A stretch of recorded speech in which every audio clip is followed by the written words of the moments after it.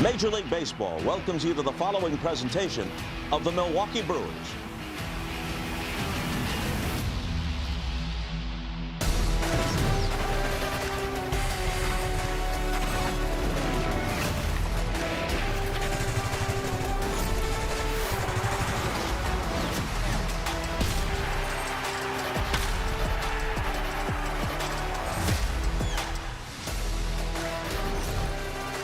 Brewers TV presented by Potawatomi Sportsbook. It's the Arizona Diamondbacks in town for game number 1 of a 3-game series at American Family Field against the Milwaukee Brewers. Brewers snapped their 4-game losing skid thanks in large part to a 5-run 4th inning.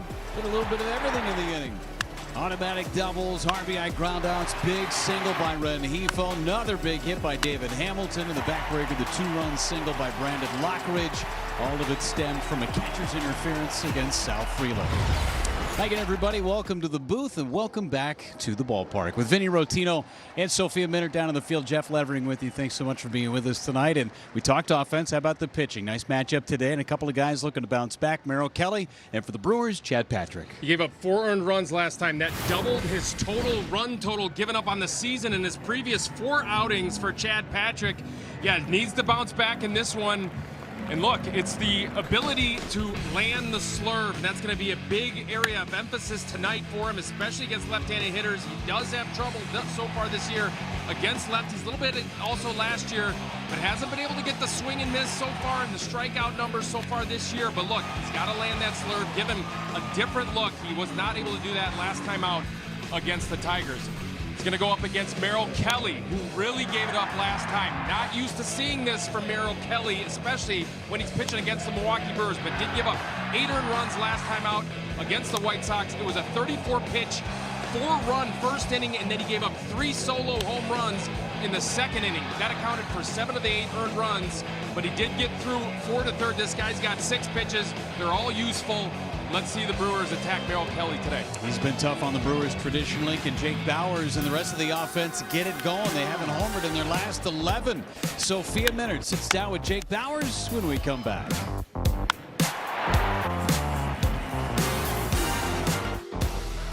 Milwaukee Brewers baseball is presented by your Wisconsin Toyota dealers. Toyota, let's go places. By Freighter and the Medical College of Wisconsin. And by Gruber Law Offices. One call, that's all.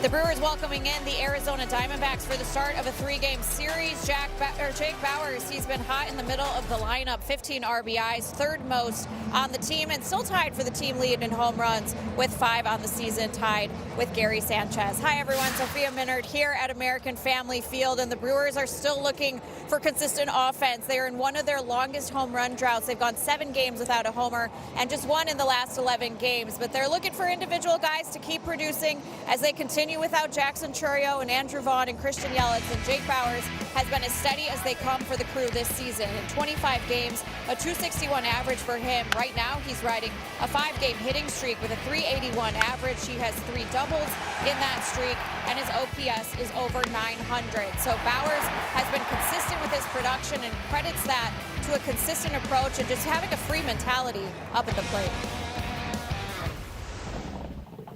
I spoke in spring training about trying to keep a day-to-day mentality throughout the regular season, and that's not something that has changed. I think, I'm still thinking about that. That's still my ultimate goal.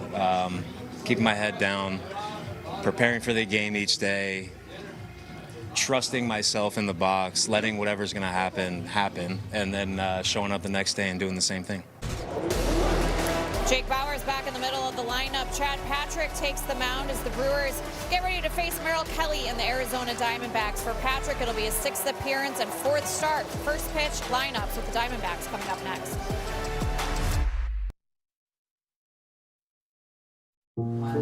Baseball from American Family Field. Opening game of this 3-game series between the Brewers and the Diamondbacks. We got Vinny Rotino right inside saddle today with Sophia Minnaert.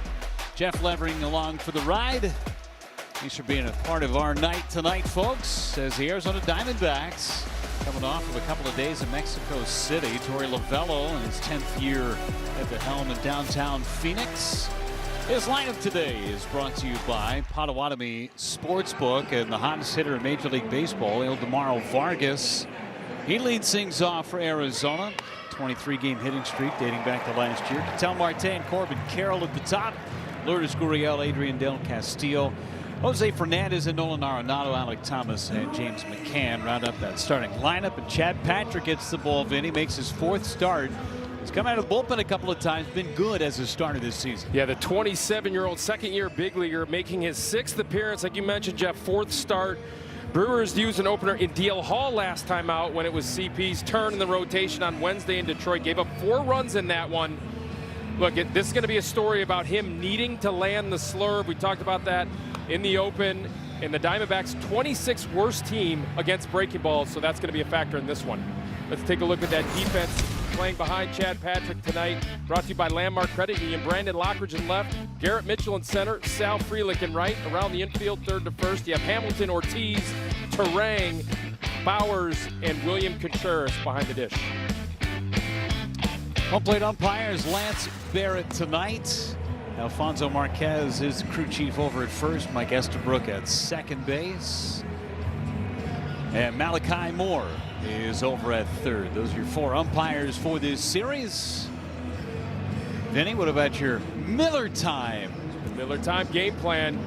Again, Chad Patrick needs to land the breaking ball. That's going to be a factor in this one. This is a very aggressive Diamondbacks team. They do not walk very often. 29th in all of baseball in walks. They are hunting the heater. Got to give them the slurve. All set for our first pitch, presented by Aurora Healthcare. As Vargas digs in, first pitch of the night. Slightly low for ball 1. Off we go. 95-mile-an-hour fastball from Chad Patrick, right around cruising speed. Pitch is on that same plane. Last time we worked together, Vinny, Chad was in the ball game. He was in Detroit. That cutter, 2-seamer, 4-seamer. When he found success, he was burying that curveball down and into lefties. Yeah, he likes to call it a slurve. He actually talked about how he doesn't even like to think about it like a curveball. You know, he's going to establish the cutter early, establish the 4-seam fastball. When those two tunnel off of each other and he's locating, it's not easy to square up Chad Patrick, especially first time through the order. But again, that slurve, new pitch for him. 15% usage this year. Vargas, the hottest hitter in Major League Baseball. And he's ahead in the count, 3 balls and 1 strike. 23-game hitting streak. Look at these numbers this season against righties and lefties. Actually hitting lefties, a switch hitter, which is good from both sides of the plate. A journeyman who's found his way back to Arizona for a 3rd time, and he draws the walk to open up the game for Chad Patrick. A nice job of limiting walks all season. Just the 9th walk that he has issued in 23 innings. Vargas walks at a 2% clip, so Chad Patrick is not going to be happy with that. Major league average is around 8.5% for walks, so that dude doesn't walk very often. Brings up Ketel Marte, who has feasted against Brewers pitching over the course of his career. Tries to dump one into right center. Frelick got a good jump on it, makes the play for the first out.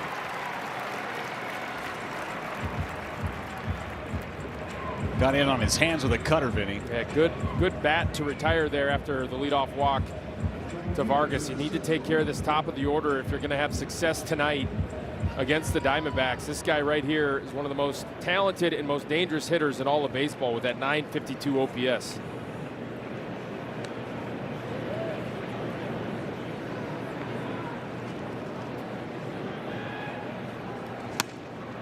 Takes strike 1. 96 on that 4-seamer.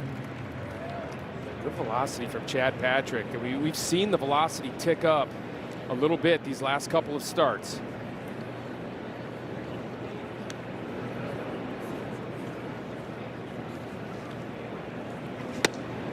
Taken inside with the cutter. And he did change the grip on the cutter, Jeff, a couple of starts ago. Not the one against Detroit, the one before that. But Chris Hook changed the grip on that cutter. You're getting a little bit bigger horizontal movement without as much depth. Think about that Corbin Burns cutter that he used to throw. Got a similar shape. Last year, that cutter almost slider-like at times. Big difference between velocities on the fastball and the cutter. Not as much now, the changed grip. Foul straight back, got away with one. Corbin Carroll wants the ball down, out over the plate. Struggles with it a little bit, down and in. So not like a typical lefty type of a swing from Corbin Carroll, but I said it, is a super talented player. Potentially win the MVP at some point. Finished 6th in the MVP voting last year. Struck him out. Got it by him with a fastball. Just exceptional location right here, and a smart pitch call from William Contreras to front hip that two-seamer up and in against the guy that wants it down out over the plate. A great pitch. After the leadoff walk, he's found his command, the two hardest guys to get out in the lineup, and now Gurriel. 3 for 24 since coming off the injured list. Torn ACL and came back super fast. A lot of people in the organization thought he wouldn't be back until late June, early July. He came back mid-April. He's an important cog for their lineup for sure, hitting behind these top 3 in the order. Broke his bat, and it's foul ball. The bat will be retrieved. Gurriel last year 19 home runs, drove in 80.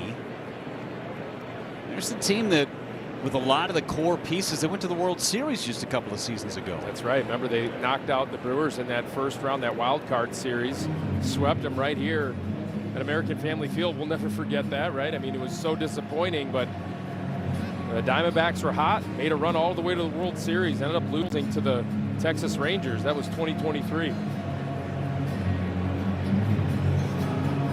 Lavello and his squad, they've dealt with injuries like everybody has, but still down Corbin Burns, who had Tommy John surgery last year. They're hoping for a mid-season, late season return for him.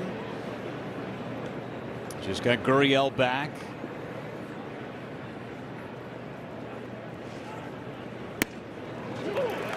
One and two, 97 on the sinker. Yeah, he's feeling good tonight.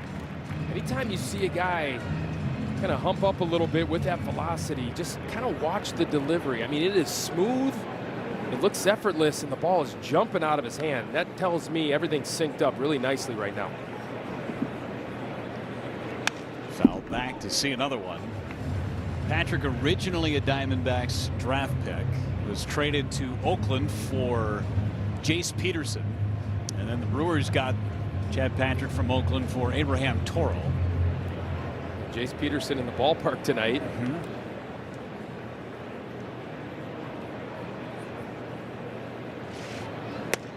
Check swing, he went. Couple of Ks for Chad Patrick. He puts up a 0 against the Diamondbacks.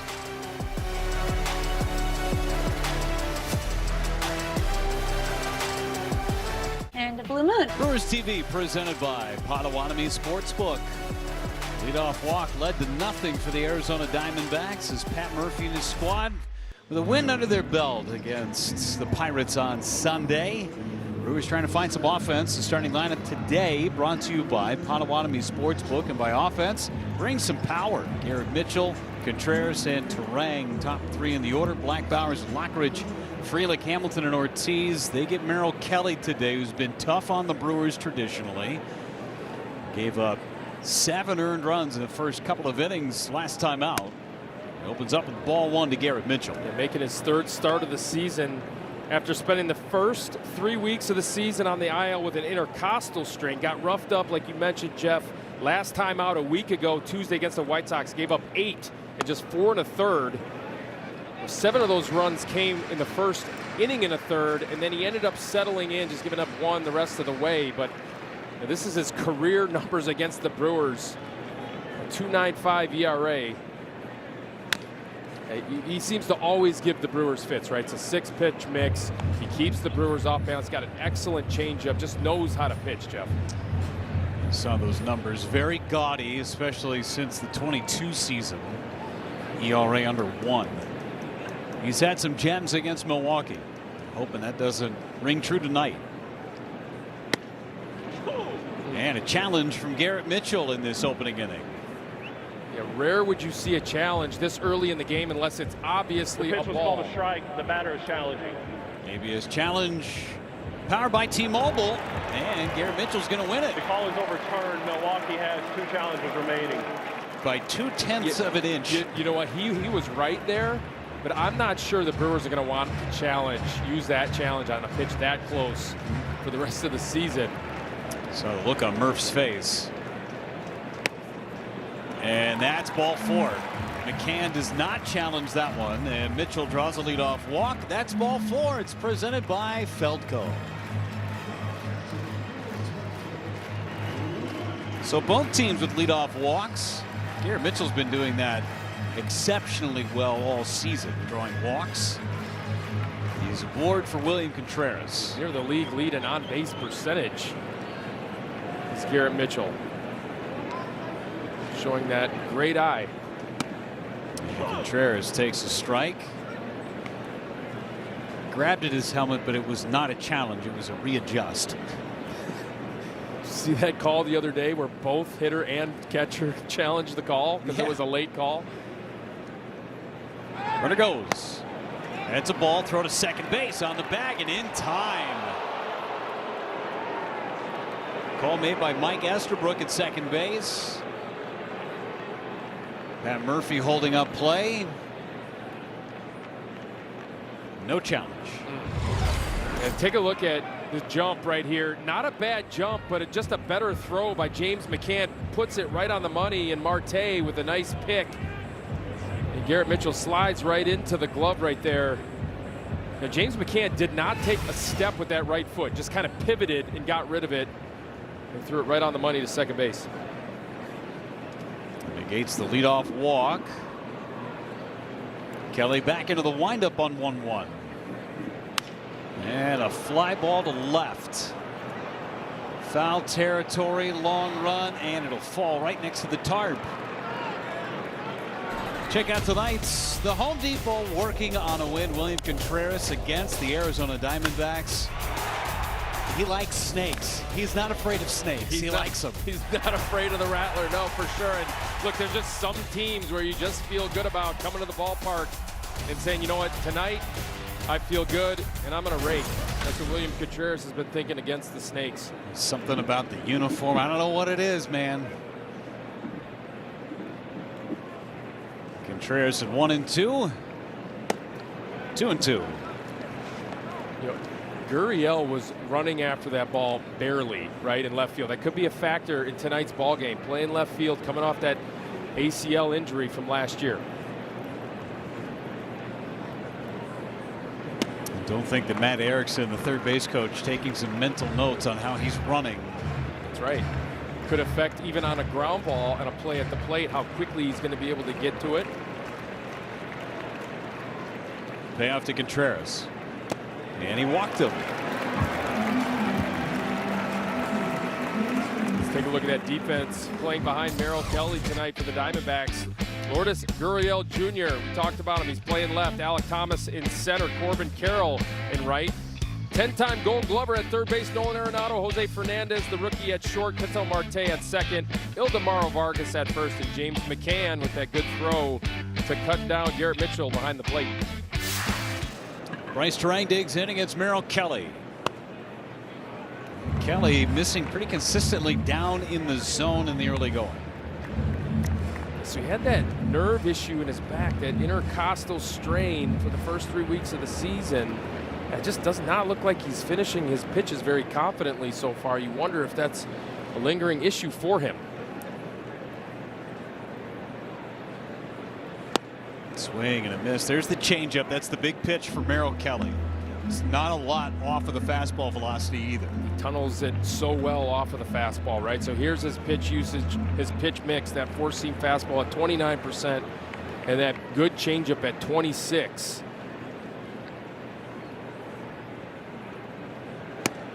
Threw it again, 1-2.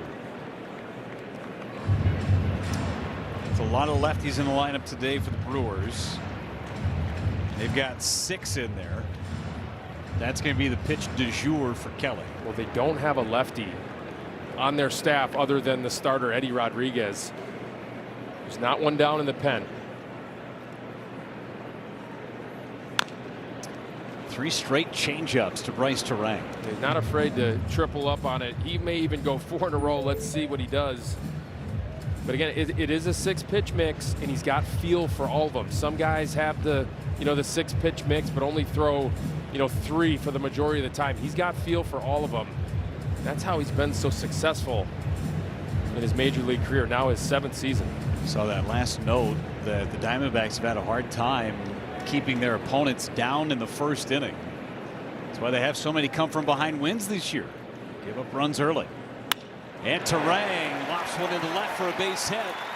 So the first 3 have reached without that caught stealing. Might be looking at a different story, but the Brewers are in business. The rule of thumb used to be you're not going to triple up on a pitch. Well, he quadrupled up on this changeup. And why not, right? Because good hitters like Bryce Terang make the adjustment. Look how he stays back and just kind of serves it into left field. Nice piece of hitting by Bryce right here. And how big is that caught stealing right now? Garrett Mitchell. Well, Tyler Black had a couple of hits, including a double on Saturday. He is 2 for 8 on the year. Back in the cleanup spot. The Brewers have 3 straight lefties in this pocket of the order. Black rips it foul down the first baseline. There's Jace Peterson.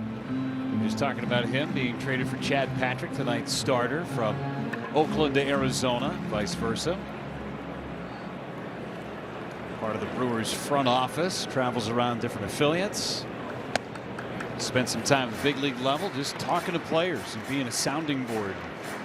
He was a big piece to why the Brewers were able to turn around their clubhouse culture last year. Jace Peterson came in and he helped out quite a bit, just talking to guys and making sure their minds were right. Black down to the count, 1-2.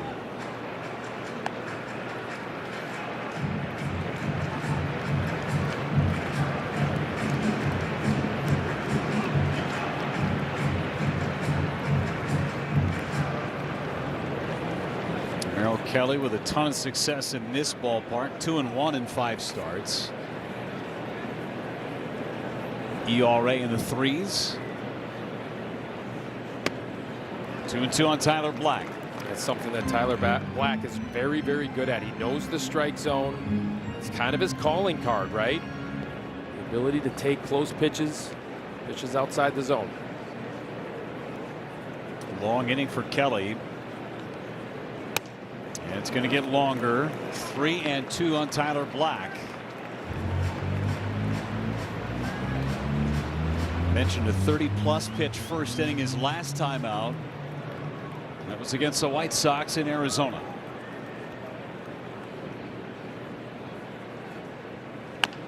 Slow roller, tough play. Vargas flips. Kelly race to the bag in time to get Black.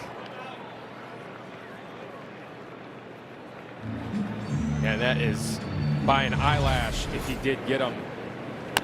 Anytime the pitcher has to come over, he's got to get off the mound immediately, and Merrill Kelly just does get him.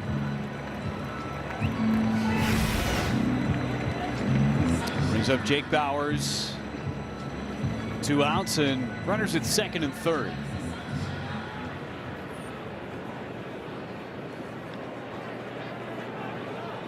Five out of 12 in that Pirates series, including a couple of doubles. And it takes high for ball 1. He's been one of the most consistent hitters in this lineup for the Brewers.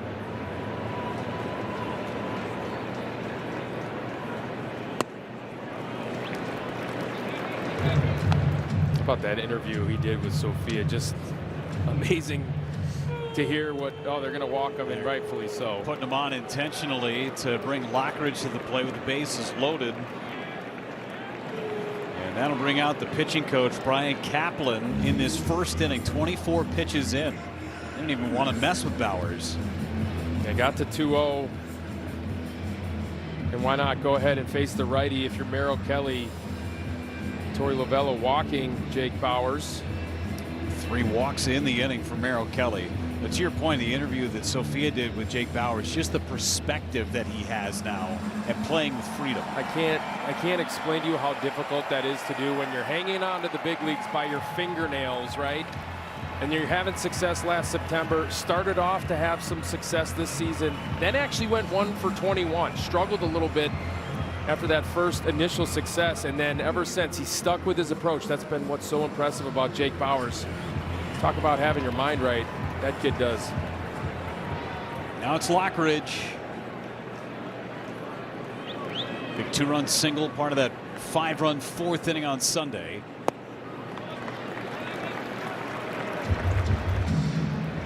Merrill Kelly flirting with a 30-pitch inning in this first.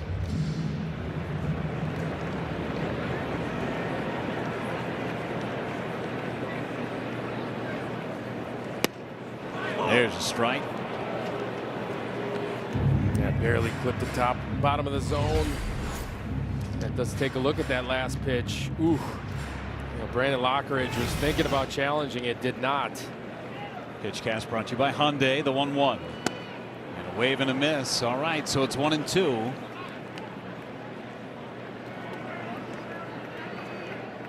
Brandon Lockridge has been getting it done with 2 outs and runners in scoring position, hitting an even .600 with a couple of doubles and 7 ribbies. He's going to have to go to work here, 1-2 against Merrill Kelly.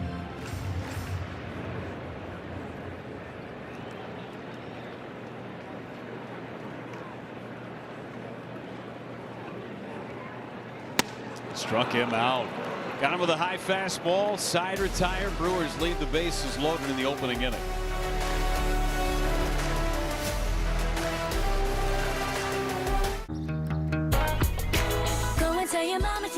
We head to the 2nd inning here in our Freighter and Medical College of Wisconsin injury report. The reinforcements are coming for the Brewers and their offense as Jackson Chourio and Andrew Vaughn have been cleared to report to Nashville and begin their minor league rehab assignments. They are traveling tonight and they should both be in the lineup for the Sounds tomorrow. Chourio is expected to get 5 innings in the outfield tomorrow. Vaughn is expected to get 5 innings at first base, and then they'll ramp up their activity from there. Again, at bats probably the most important for them, but also just to get their feet under them, considering the amount of time that they have missed, which for both of them has pretty much been opening day. So they are, barring any setbacks, expected to rejoin the team on the road trip in St. Louis. That would be May 4th, so a week from now, which would be great for them. They've been without Christian Yelich for the last 12 games, so Pat Murphy's saying it's a great sight to see them go and hopefully get underway here. Great news about the offense right now for Chad Patrick. Signaling to the training staff, the pitching staff, he's saying he cannot see. I can't see. Getting a little tunnel vision or something, or dizzy. Something going on with Chad Patrick here. Hopefully that's the last thing the Brewers want to see, especially with the way that he was throwing the ball in the first inning. The first thing you think is hydration. Right. I mean, it's, what is it, 50 degrees outside, but it's a little muggy in here, right? It feels a little bit warm. You can see the sweat kind of building up on him. Hopefully he's all right. I mean, that is a terrifying situation where you open your eyes, you know your eyes are open, but you can't see anything. Hopefully he's all right and good to go. If we know one thing about Chad Patrick, he is one tough son of a gun, right? Mm-hmm. He gets back to work. Adrian Del Castillo. No signs of anything there from Patrick. Del Castillo, 3 for his last 21 at the plate. Hitting in the number 5 spot. That's the slurve. First time we've seen that pitch, and Del Castillo has been kind of serving as their everyday catcher with Gabby Moreno out with a oblique strain, and he's DHing tonight because he dislocated his ring finger. Last start in Mexico City. Remember they played that Mexico City series. Played against the Padres, had a ferocious comeback yesterday. Scored 12 runs in the last 2 innings to win that game.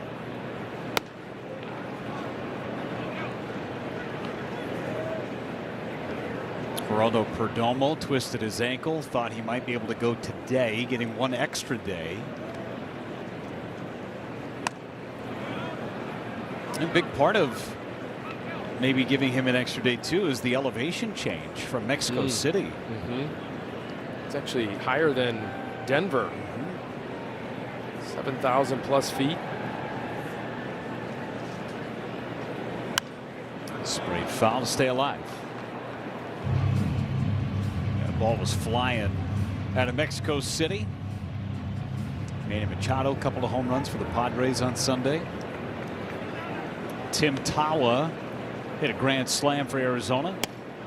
That's inside, and he walked him. So a leadoff walk in each of the first 3 half innings. Hey, bring your dog to the Brewers game on Tuesday, May 12th for Bark at the Park, presented by Tavo Pets. Score a Brewers dog toy with a special ticket for your furry friend. Visit brewers.com/theme nights for tickets.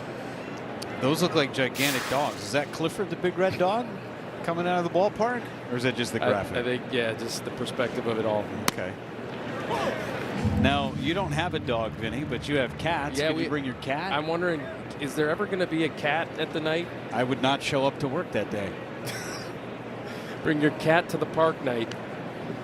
I would be sneezing all over the place. But hey, if you want a cat and you've got cats, awesome. More power to you.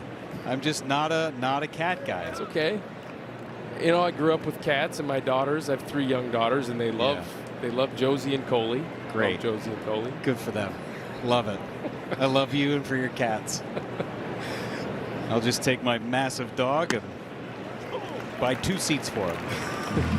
130-pound Roy. Is he done now? Is he done growing? I think he's done Okay. growing. I met Roy. Yeah, you did. Went to a Packers game, you and I together, and I came in and met that big old dog. He is a big boy. Oh, man. 130. Oh, he's not ready. 1-2 on Jose Fernandez.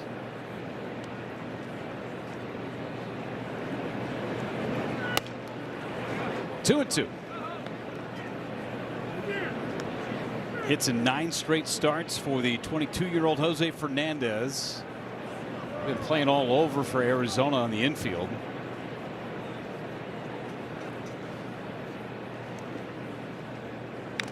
Fouled it away.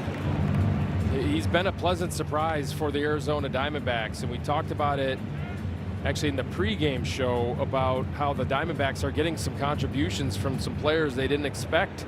And this is one of them in Jose Fernandez, 27th best prospect in their system, and he's coming up and handling big league pitching. And a liner to right. This is well struck. Back Frelick, and he makes a running catch. Throw goes into the cutoff man. Sal Frelick running it down. Jose Fernandez is almost like, no way did he catch that. I mean, this ball is absolutely touched right here to the opposite field. And look at the way that Sal Frelick closes on this baseball. Not afraid of the wall, even though he's running on that warning track. I'm telling you, you get very happy feet running on that warning track. What a catch. Defensive play of the game brought to you by Aurora Healthcare. One away for Nolan Arenado. Doesn't matter what uniform he is wearing, he has had success in this ballpark. Rockies, Cardinals, hopefully that luck has run out wearing a Diamondbacks uniform. But he's as hot as anybody in the Diamondbacks clubhouse right now. Talk about a guy they weren't expecting a whole lot from, and he's been raking these last couple of weeks.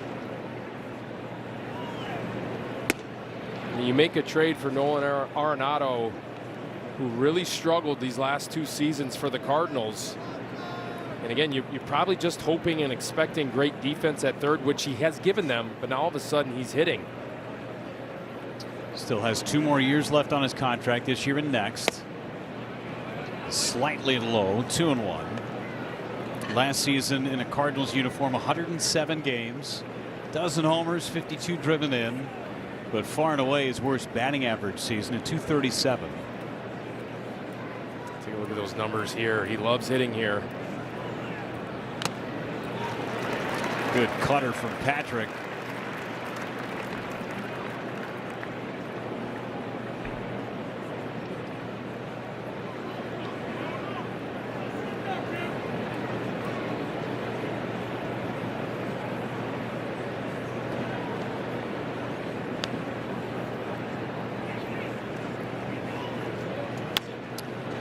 This is where Arenado gets tough. Does not strike out very much. And he can just grind you down. And he will swing at pitches like that. You think that you are throwing him a pitch where he can't reach it, and he still reaches it down below the zone. He's going to fight and battle.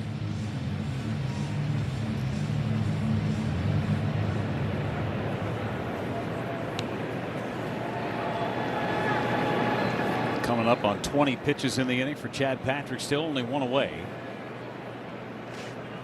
And a ground ball hit softly to short. Should be to Ortiz. Terang and Bowers. They rolled up. Patrick gets the ground ball and gets out of the second inning. Kyle Harrison, what a gem he threw on Sunday. He'll join the broadcast when we come back.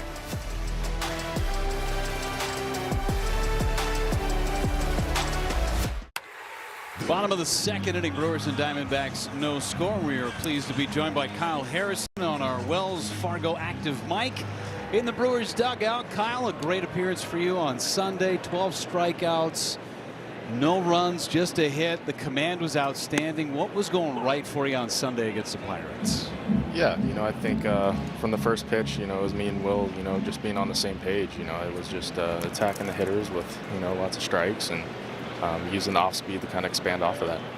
The time previously that you had worked, it was a shorter outing for you. It was the throw off your knee, coming off of that, the wrist issue. So, I mean, everything is clear and everything's good to go from now, right? Good to go, yeah. A little bit of a, bad fall over there.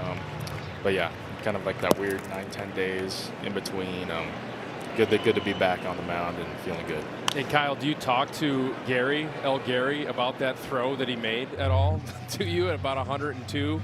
Yeah. And just drilled you in the leg and then made the tumble. Do you guys kid with each other about that at all? Oh, for sure. Gary's the man, and he just felt so bad, and, it was a bit of a tough play. He had to get it to me quick. So, he's the man, and he's been checking up on me every day. So, great teammate, man. That's awesome. So, hey, I wanted to also commend you about that performance. Talk a little bit about how you moved over to that first base side of the rubber. Oh, here's Sal. Let's go, baby. Get out of here. First one There we go. in 8 games. You brought the luck, baby. Kyle. There it is. Let's go. Second home run of the season for Sal Frelick, and the Brewers have the lead.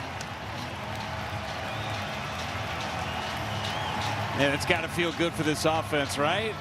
That's great to see. I mean, this is the first home run in the last 8 games for you guys, Kyle, and kind of coming through right here. Sal Frelick with a big shot, getting off the schneid right here. Man, that's got to feel good. Oh, boy. There you go. Live TV high Some of five. those. Here's David Hamilton. Get back to what Vinny was asking about, moving over to the first base side of the rubber, and how different, what a difference it has made for you. Yeah. Sorry about that, guys. Got lost. That's Watching okay. that bomb, Hey, That's we'll a take good another reason- one. Good reason Yeah. to get lost. So yeah, no, just moved over there. Hookie mentioned the idea, having lefties like Hader, in the past, and just so how much time he's been with those guys, and he was like, let's try something, and happened to like it. I think it cleaned up the angle on my fastball, and able to get to that inner quadrant more. Kyle, that happened in your first start, right? He suggested that in your first outing to go ahead and move over to the first base side of the rubber. What kind of trust do you have to have in a guy in your first start you're making with a new ball club, trying to make an impression, and then you go ahead and do something that's a little bit forward? I mean, that's a testament to you being able to want to do that, and then also to Chris Hookie to gain that trust with you. 100%. I think it starts with day one. I mean, day one is another era. We were just on board with, just trying to get better each and every day, and I think Hookie does a great job of that, and just ways to optimize, every player's arsenal, and just an idea. But I stuck with it, and I'm like, this doesn't feel too much different. Let's ride with it, and let's see if the results differ, and I'm liking it so far. How long did it take you to get to know this pitching staff? You got traded over here in February, and it was all right. Here we go. We're going to Arizona. What was that process like, getting to know Chris Hook and Jim Henderson? Yeah, it's day by day. You get to know them more and more, how they tick, how to be hard with them, when to be hard with them, just kind of getting a feel for them, and them getting a feel for me, and kind of seeing how I work, and on that kind of 5-day routine, what you need, and they've been great, man. So just getting to know them more and more. nothing but great things to say about them. And I gotta feel like you felt, and you have felt, kind of freed up here, right? I mean, you're with the San Francisco Giants last year. You make 6 starts. You actually get optioned down to AAA. Then they bring you back up to throw out of the bullpen. Then they trade you over to the Red Sox, and the Red Sox put you in AAA for 3 months. I mean, you had to feel like, come on, let me get my shot. You come over here, and you're getting that shot, and you're taking advantage of it. I mean, how good does that feel just to get over to an organization that believes in you and is giving you that shot? Man, it's awesome. It's all you can ask for, I think, you know, as a player. And yeah, you know, my time in Boston was cool. I got to experiment with some new pitches and all that, but I love when I got here. They love my fastball, and that's something that I love as well and want to use most of the time. So it was kind of simplifying things when I got over here and messing with the pitch mix here and there. I had that new changeup, but no, man, it was just really cool to kind of get back to my old self, it felt like, you know. How important was it for you to have a full, healthy offseason under your belt going into this season? Huge, man, huge. I felt like it was something I've just been kind of battling the past couple of years of, you know, banged up here and there. So to have that full offseason, to get strong, build that base was huge for me this offseason. So, yeah, now we go. Last thing for you, and we'll let you go, is Garrett Mitchell's coming up. I got to ask you about your brother, junior at Texas A&M. He's having a monster season. Yeah. No, man, he's killing it. Just really proud of how he's kind of stepped up the receiving end of things. I know he's a bigger kid, so battle will always be there, but it's what you do behind the dish and how you manage the pitchers. So that's the next step for him, and hopefully he gets a shot this year, man. Garrett Mitchell, high fly, center field. Thomas back, and he's got enough room. Kyle, appreciate the time. Continued successes. A blast watching you throw on Sunday. Can't wait to watch you take the ball again soon. Appreciate it, guys. Thanks for having me on. You got it. That's Kyle Harrison. He's good for a homer today. The Brewers have a 1-0 lead as we go to the third. I'm a 200-year-old. Sal Frelick with a solo homer, getting the Brewers off the schneid. They've got a 1-0 lead. We've got treats up in the booth. Vinny cannot wait to eat, so Chad Patrick delivers strike one. Okay, Vinny, what do we got here, buddy? We've got this is the deep fried Kringle. It's deep fried Kringle. These are the fried funnel cake fries. Yes, and with chocolate dipping. And this is the mac and cheese waffle with brisket. The waffle is made out of mac and cheese, pressed into a mac and cheese waffle iron with brisket over the top, cheese and barbecue. Looks the way that you delivered that. Chef Alex gave him everything he needed to say, by the way. That was pristine. Chef Alex and Chef Luis, right? Yes. Hooking it up. Can't wait to dig in. What are you waiting for? You said you were going to have both of these fried Kringles. You are our Kringle aficionado. All right, I got to go Kringle first. You got to go Kringle? You want Cheers or something? Yep. What do we got? Cheers, buddy. It's like a corn dog, but it's Kringle. Kringle King. This is not O&H, but holy cow, is that good. Wow. That is really good. Deep fried Kringle. Wow.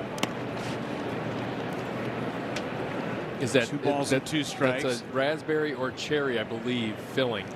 Yeah, it's got to be raspberry. You can't go wrong. I mean, you have. We're being told to move things out of the way because the Kringles are in the way of the other food. You know, I thought broadcasting would be hard with food stuffing your face. It's not that hard. You don't think so? I can do this. You could do this? Now I can take down this whole thing. You just can't take big bites. That's what we needed. We needed these shots right here. This is the mac and cheese with the brisket. What else you got, Vinny? That's really good. That's really good. You know, I'm going to mention it to my friends at O&H back home in Racine. Yeah. To deep fry their Kringle? Yeah, why not? I mean, it is on a stick, though. Wonder how you're going to deep fry a whole Kringle. Busted bat, pop up shallow, and caught third. This is in the Fair Foods stand behind the right field foul pole. There it is. Green puffs, nachos on a stick. There's your corn dog, deep fried Kringle. That's what we're crushing right now. Those are live and in action. Deep fried Kringles. Have you tried the fries yet, by the way? Not yet. I'm going for them. Oh, you're dipping in the chocolate sauce. Yeah, those are amazing. Yeah, there's so much good food around this ballpark. I need a fork for the mac and cheese and brisket.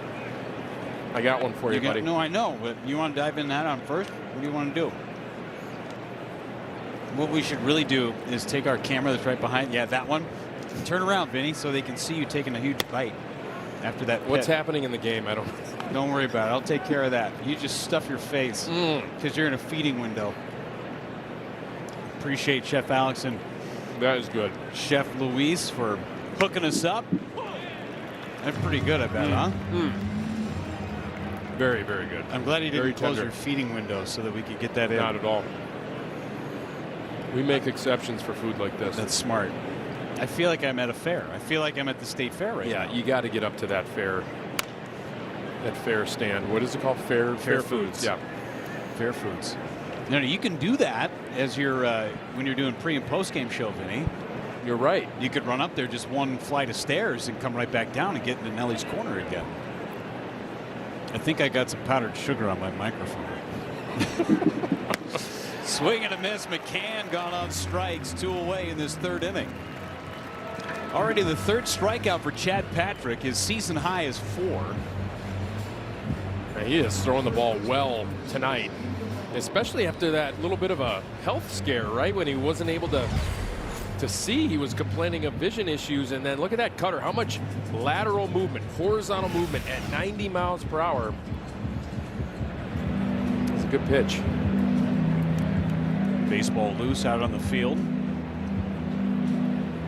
You said look at that horizontal movement. I was stuffing my face with the funnel cake fries. It was moving laterally, Jeff. Just take my word for it as you enjoy the fair foods. That's what my waistline is doing right now, moving laterally. Ildemaro Vargas. You like that?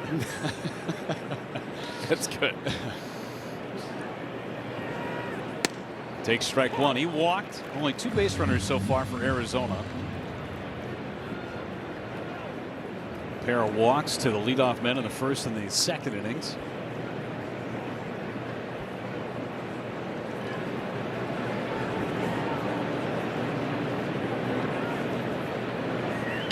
Swing and a miss. By the way, Vinny is almost done with his Kringle. I only took 2 bites. I think Vinny took 3. I'll eat both if you're not going to finish yours during the break. It's so good. Look at these. That's cherry. It's definitely cherry in the middle. Foul back. You got some brisket sauce on my sheets of paper here, but that's okay. It's worth it. A little shrapnel. Yeah. We're all right. Those funnel cake fries are so good. Yeah, it's low on Vargas. And I didn't mean to just single out O&H, which is just absolutely phenomenal. Kringle, right? Benson's is also good. Larson's. There's a lot of good Kringle in Racine, the Kringle capital of the world. You are the Kringle king. Is that? I don't know if I can. That's an honor. I don't know if I can accept that honor. You should and run with it. 1-2, busted bat flare, shallow center. Mitchell on the run. He's there. It's a 1-2-3 inning, and it is time to crush. We got Kringles, funnel cake fries. That's so good.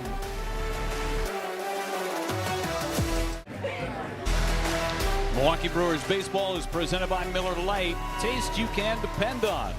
And by Northwestern Mutual. Discover a better way to money at northwesternmutual.com. I just finished that Kringle, thankfully, just in time to do that read. That was really good. Really good. Hit up that Fair Food stand out and right on the Loge level. William Contreras leads it off. Drew a walk his first time up. 3 walks issued by Merrill Kelly in that opening inning. Gave up just the solo homer in the 2nd.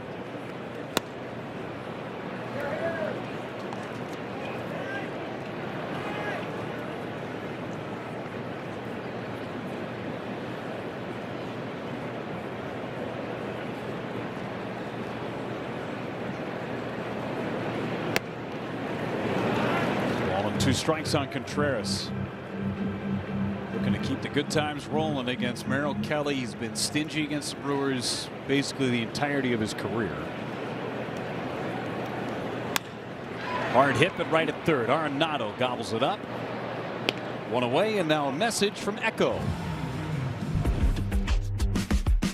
It's time to go yard. Echo, power on and on. Bryce Terang, a base hit, one of 2 hits against Merrill Kelly thus far.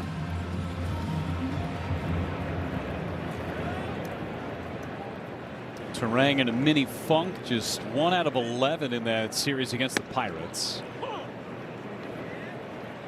Hopefully that base hit to the opposite field in his first at bat will get him going again. He was hitting some balls hard that last series, just no results. Slow roller, got it by the pitcher. That's a key throw to first. Out is the call at first base. Nice play by Marte. See if Pat Murphy wants to use his challenge in this 3rd inning. It looked like with the naked eye he did get him at first. And they will not challenge. It's kind of been going like that right now for Bryce Terang. Some of the hard hit shots right at guys for outs, and even your soft hits that sometimes go for hits, especially past the pitcher. Pretty nifty play by Marte and a 2-handed catch at first base for Vargas, who is more of a middle infielder by trade. Here's the pitch to Tyler Black. Now we saw this in a ball game earlier this year. He did catch it. He did secure it with the glove and the hand. Remember earlier on in the season it was Tampa Bay Rays, I believe, where it was a catch that was secured on the body but not with the glove and the hand. Right, you can't secure it with the body. It has to be glove in hand, and it can't be rattling around and bobbled. Close play, but not worth the challenge.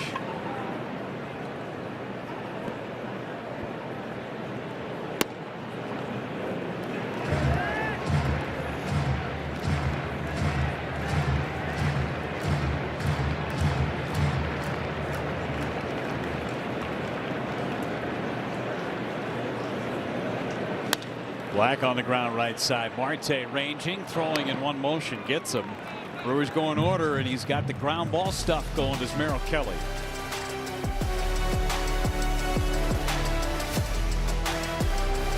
And since you bumped. Guess what? You've scored a free scoop of fresh frozen custard. Visit culvers.com/brewers to sign into delicious rewards and redeem your free scoop of fresh frozen custard with any order through tomorrow at participating Wisconsin Culver's locations. I bet that would pair lovely with the fried Kringle. Scoop of custard. Right on top. Oh, yum. Look at 10 slurves for Chad Patrick tonight through just 3 innings pitched. We talk about how important that pitch was for him to get the feel for it. Just to give the hitter a look more north-south, right? Up and down than so much side to side with the cutter, 2-seamer, and 4-seamer.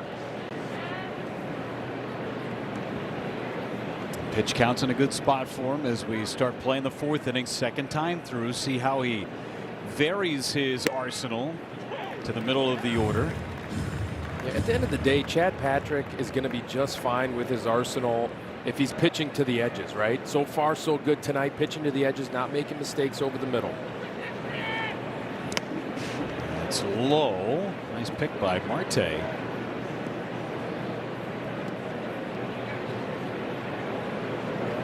Three strikeouts for Chad Patrick. Again, his season high is 4. Has not had a lot of swing and miss on his stuff this year.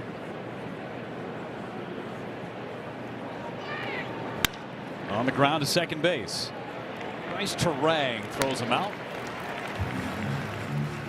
They score big on authentic gear at MLBshop.com. From official jerseys and memorabilia to hats and hoodies, we've got the season covered. Visit MLBshop.com/Brewers, the official source for your Brewers gear. Get one of those rally necklaces at the MLB shop, I'm sure. Corbin Carroll led the big leagues in triples last year with 17. Fouls the first one away. It's amazing. I mean, part of the reason for that is he plays in such a big ballpark, but also because this guy can really slug, drive the ball to all fields. Pretty incredible. First week of spring training, breaks his hamate bone.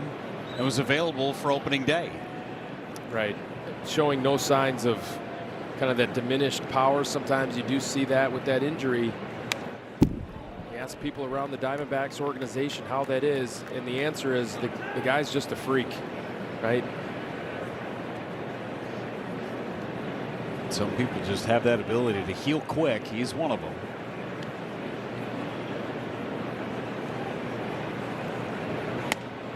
Tried that backdoor cutter and missed.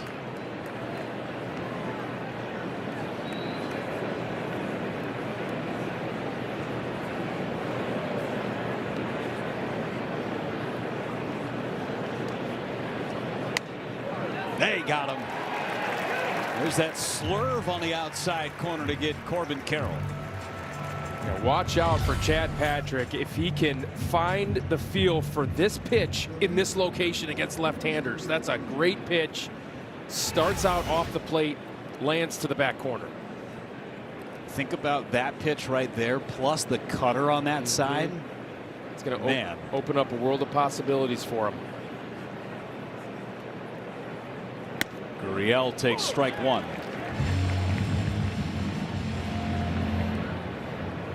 Brewers pitching coaches talk about crossers a lot in the corners, where you throw a sinker or a cutter on the corners. It looks the same coming out of the hand, but then they do different things as they get into the hitting zone.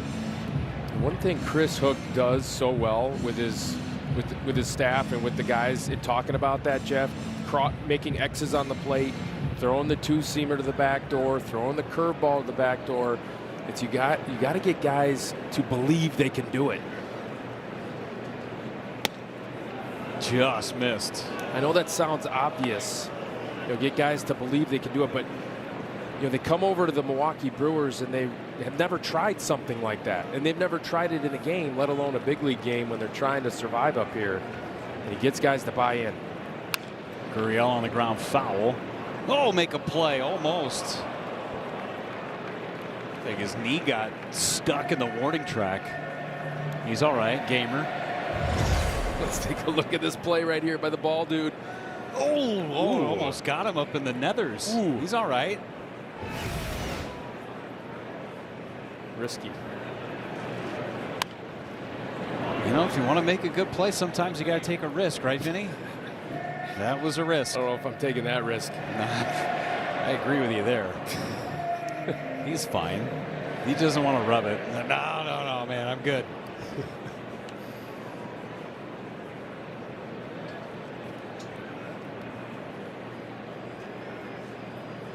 2 on Gurriel. Struck him out looking. New season high 5Ks for Chad Patrick. He's got the goods tonight in Milwaukee.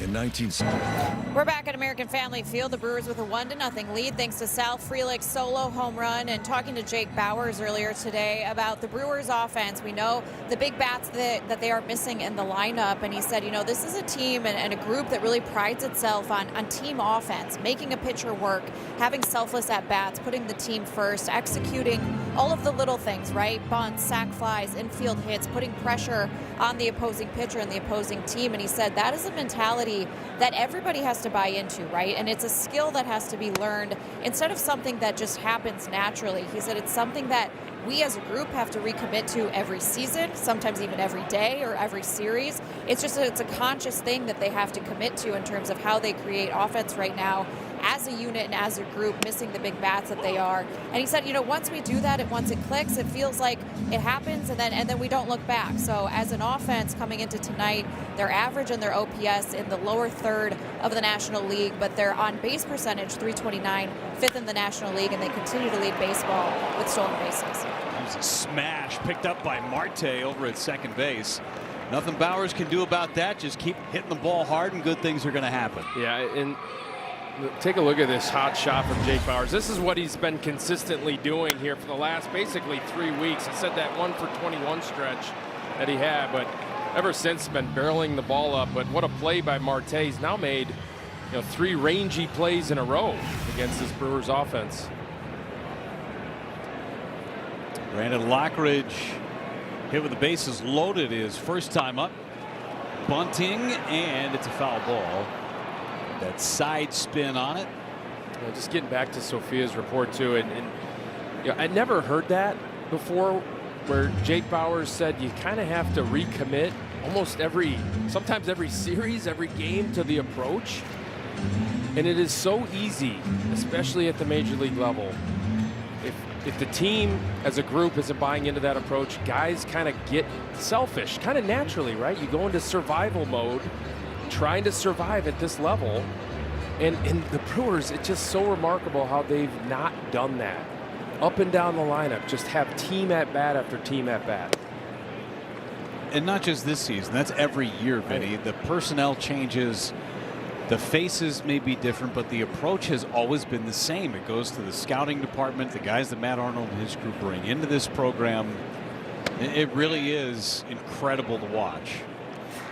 It's really, too, at its peak with Murph at the helm. Yeah. I will say that, right? So Murph just has a way of getting these guys to believe in this approach. And if you think about it, it's so counterintuitive too, Jeff, because when you have a team first mentality at the plate, you're going to actually perform better as an individual, right? Because you're not going to get so wrapped up in the results, which is so easy to do in baseball. And everywhere you look, I mean, you're going to see your numbers. Right. It's up there in black and white or whatever color they're printed on, up on the video board or on the LED boards. You just can't escape it. Right. And so when you get wrapped in the results, it's just so hard to stay consistent. Sal Frelick comes up. He had a homer back in the second inning, his second one of the season. His first hit of the homestand. And Kyle Harrison with us at the time. Wisconsin Lottery home run counter. That's number 2 for Sal. Did you see Merrill Kelly's reaction after that ball left the barrel of Sal Frelick? He just shook his head, knew that ball was out of here. Quick move to first. Merrill Kelly's got quick feet. Holds runners very well. Brewers have already had a man thrown out at second base trying to steal.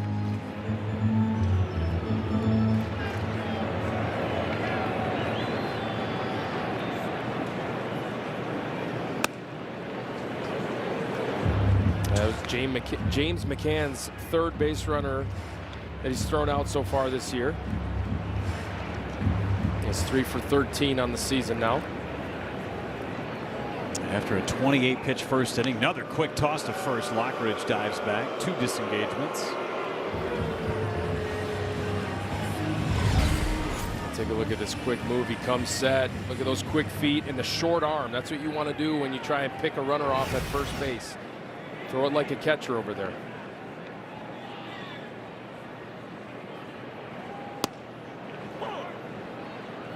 Ball and a strike.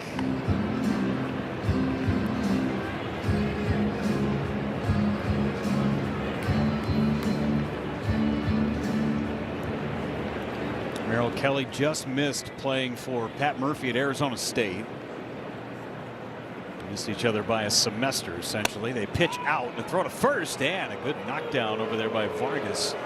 Otherwise, that ball's going down to the right field corner. Oh, got Vargas in the wrist. Take a look at James McCann trying to get Brandon Lockridge to stay close after the secondary lead. Skips it in there, and it did get him right on that left wrist. And you're right, Jeff. Lockridge would be standing on third base right now if Vargas wasn't able to knock that one down. Shot courtesy of our wire cam, Potawatomi Sportsbook.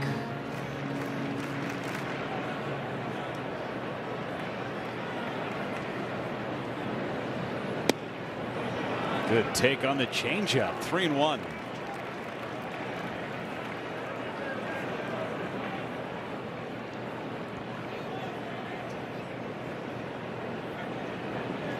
Count in the favor of Sal Frelick at 3-1.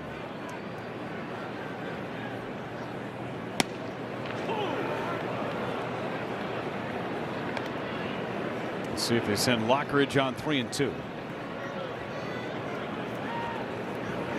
Yeah, you probably send him right here because you know Sal Frelick's going to put it put it in play. The infielder's moving around. There he goes, and it's wide, ball 4. First and second, another walk. It's the 5th in the game for Merrill Kelly, and now a message from Gruber Law Offices. Get a winning team on your side. Gruber Law Offices, proud partner of your Milwaukee Brewers. The one call, that's all. Merrill Kelly at 69 pitches, 1 out into the 4th inning. Bottom of the order, trying to deliver for the Brewers and add to this 1-0 lead.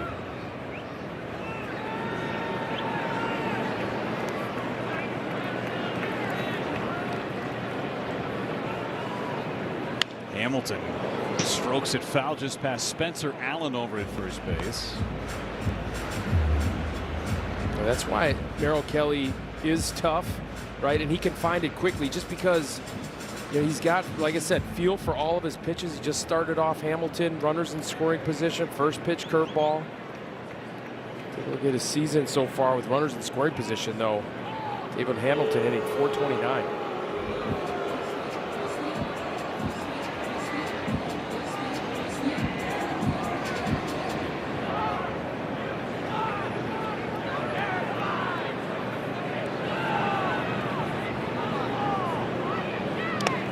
Nice pick by McCann.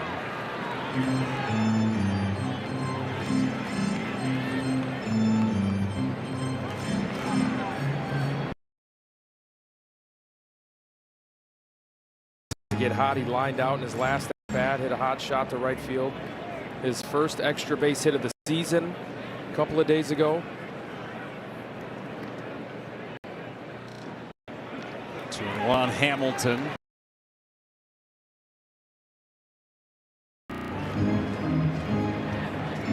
We haven't seen him square around a bunt yet in this game. That seems odd for Hamilton. Right.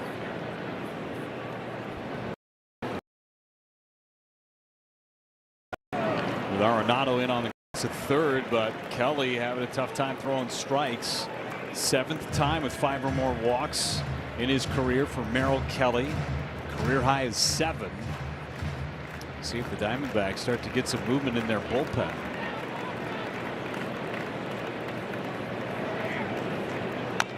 Out in front of home plate, it is a fair ball. McCann throws Hamilton out.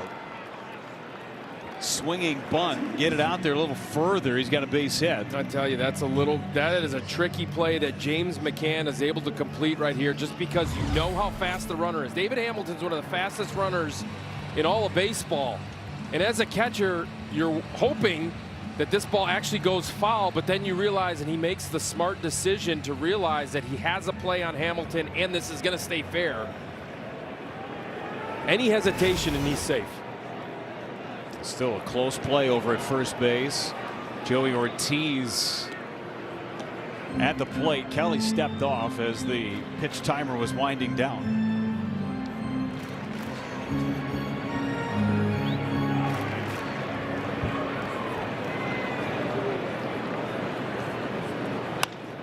To center field, sinking fast, base hit. Here comes Frelick. It's a 2-run single for Ortiz.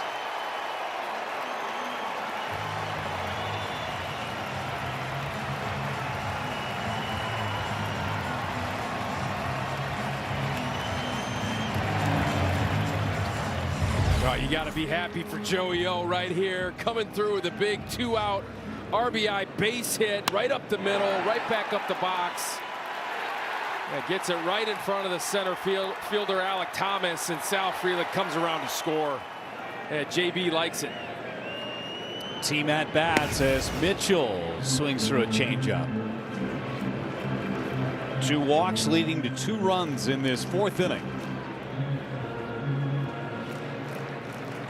Garrett Mitchell just missed in his last at bat, flied out to the wall in center. Quick 0-2 on Garrett Mitchell.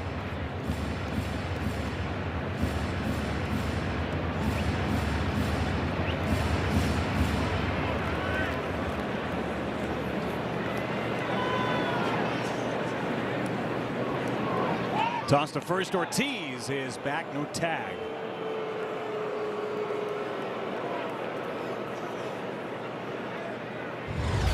Take a look at this close play at first base. Joey Ortiz just getting a little bit extra lead, and Vargas just missed him. Left-handed first baseman's going to have a little bit easier job of putting the tag down on that one. Laid off the high fastball.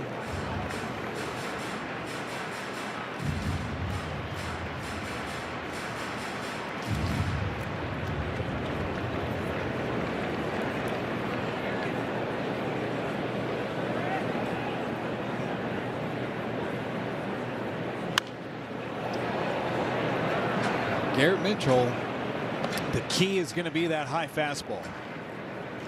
He has been challenged time and time again. As you see more 2-out runs for the Brewers. They've got 65, tied for the major league lead.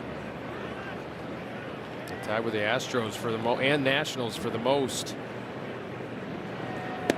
Felt like the Nationals had all 65 of those against the Brewers in that 3-game right. series. Yeah, swept them here at American Family Field.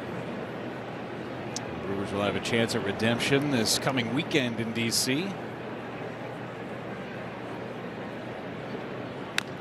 Fouled away, went back to the changeup. Yeah, you're right, Jeff. The pitchers are challenging Garrett Mitchell at that top rail of the zone, in the zone. He has had trouble getting on top of that pitch. So what do you do as a hitter? You can start to look for it, but then you're going to be susceptible to stuff down. See if you can make the adjustment. Runner goes. It's high. Throw to second base. Ortiz is out. McCann pegs his second runner of the ball game. Brewers get a couple of runs. Ortiz with a 2-run single. They're up by 3 after 4 innings.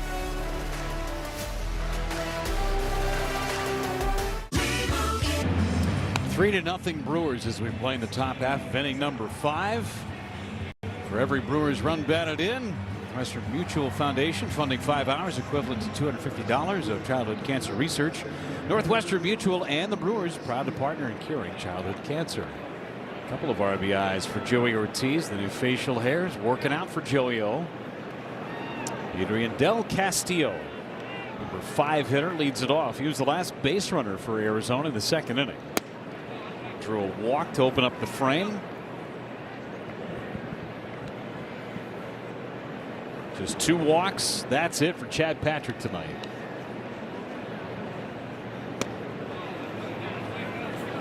Just missing the bottom portion of the strike zone.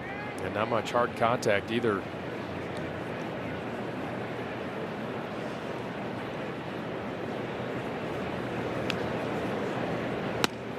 There's a strike. Hardest hit ball. The line out to right by Jose Fernandez that Sal Frelick tracked down.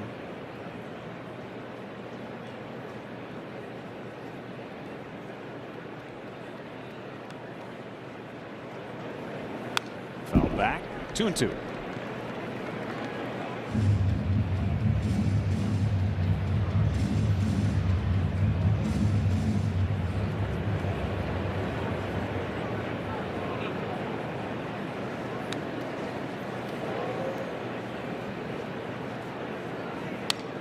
Another foul back into the netting. Velocity still good for Chad Patrick. He's doing a good job of keeping these Arizona Diamondbacks hitters off balance with the pitch mix.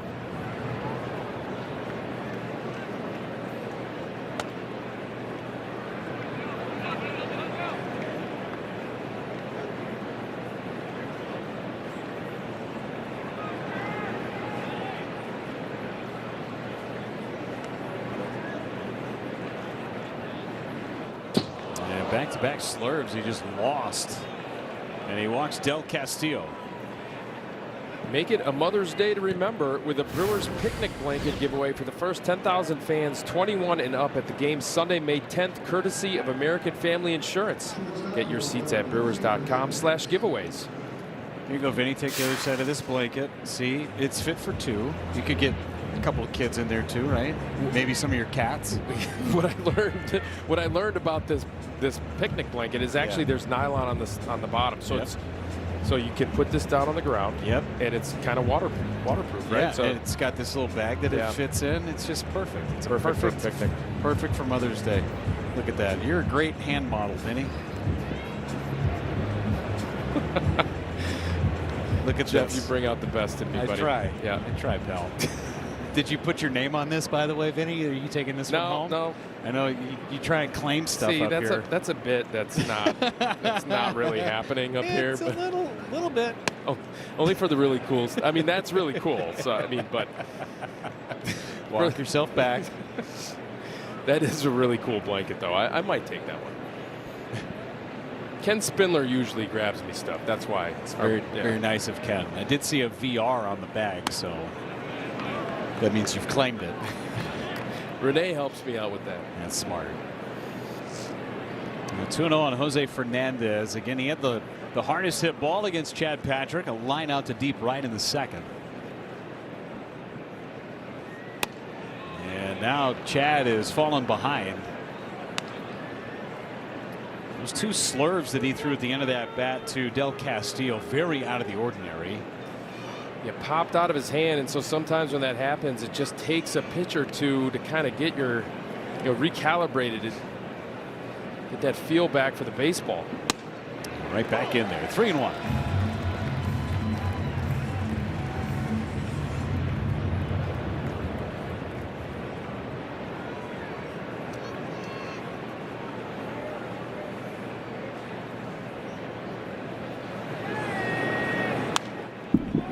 Now full.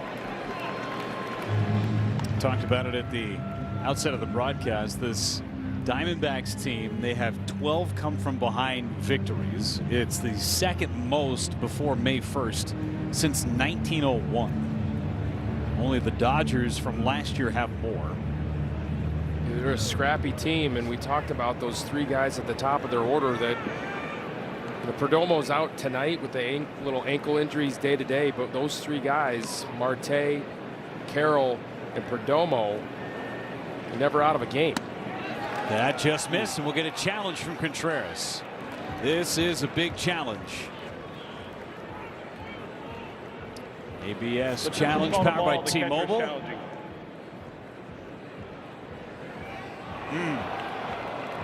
Contreras is trying to help out. Milwaukee has one challenge remaining. Trying to help out Chad Patrick, but that was a full inch off the plate. Yes, that cutter just moved off the plate, slid off the plate just enough. Back-to-back walks, and now Chris Hook is coming out to chat with Chad Patrick. I mean, he's a ground ball away from helping himself big time. Arenado already bounced into a double play in the second inning. And while Chris Hook chats with the battery, message from Potawatomi Sportsbook. When Potawatomi Sportsbook invited me, John Kuhn, to be their spokesperson, I had to join the team. Yes! Yeah! Potawatomi Sportsbook, your sport, our stadium. Brewers 4 walks for Chad Patrick. That is a career high. Came into this start with only 8 walks on the season. But again, there is a way out of this. Right, you get a ground ball right here. Hopefully get that double play. Again, Arenado is a huge ground ball double play candidate and one of the slowest runners in all of baseball. He consistently puts the ball in play. Problem is, he's been hot as of late, so you cannot make a mistake. Got to make a pitch.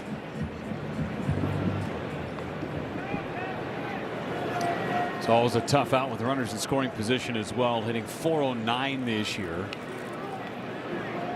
Patrick trying to make a pitch, and he missed down and away.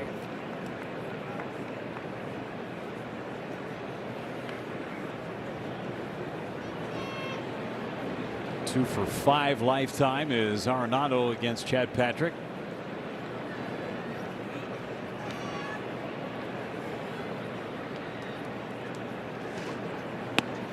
Right in there, Arenado frustrated with himself. In order for him to get to that pitch later on in his career, he's got to be looking in. Clearly, he was not looking in for that 96-mile-per-hour sinker.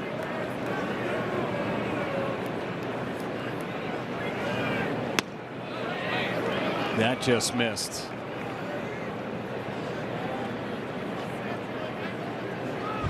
He's actually down below the zone right here. It's a good-looking cutter that Arenado does not bite at.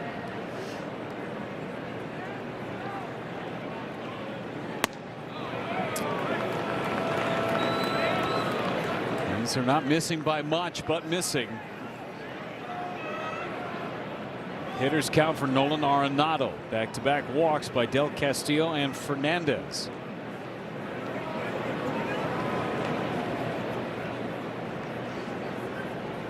And he walks Arenado. They're loaded without a hit for Arizona. And that may get the Brewers bullpen loosening. Alek Thomas popped up on the infield back in the second inning.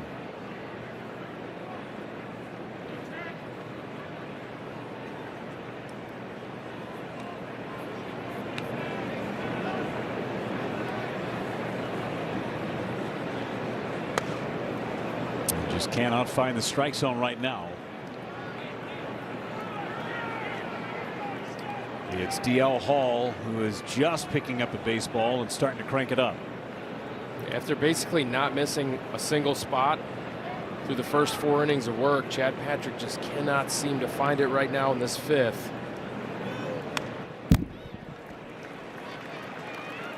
See if we can gut through this. Almost have to concede a run here if you're Chad Patrick. They're trying to get outs anyway.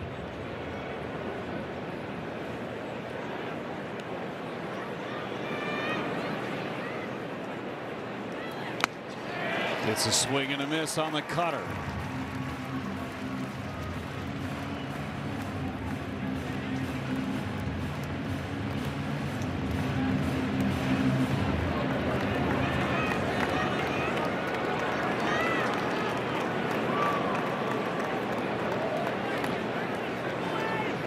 And a liner caught by Terang.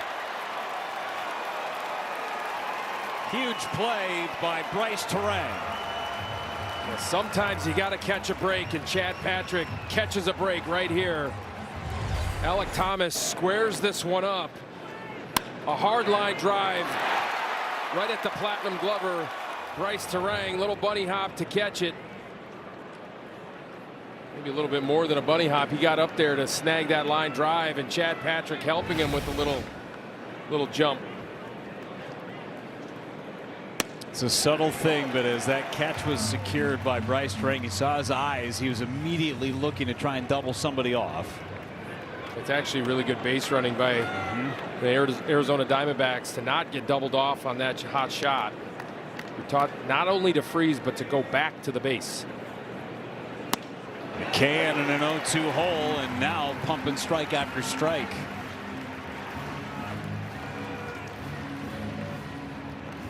Again, you're a ground ball away from getting out of this mess with the catcher at the plate.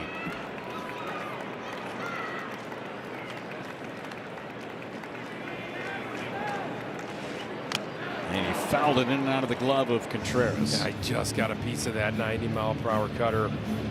It was off the plate. You can see how quickly Chad Patrick can get it back, right? Lost it for 3 hitters. Quality pitch right there, 0-2 to McCann.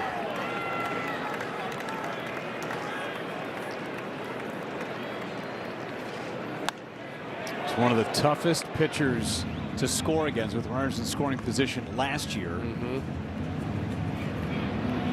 And he's been true to that thus far in 2026. Looking to come up with a big pitch to James McCann.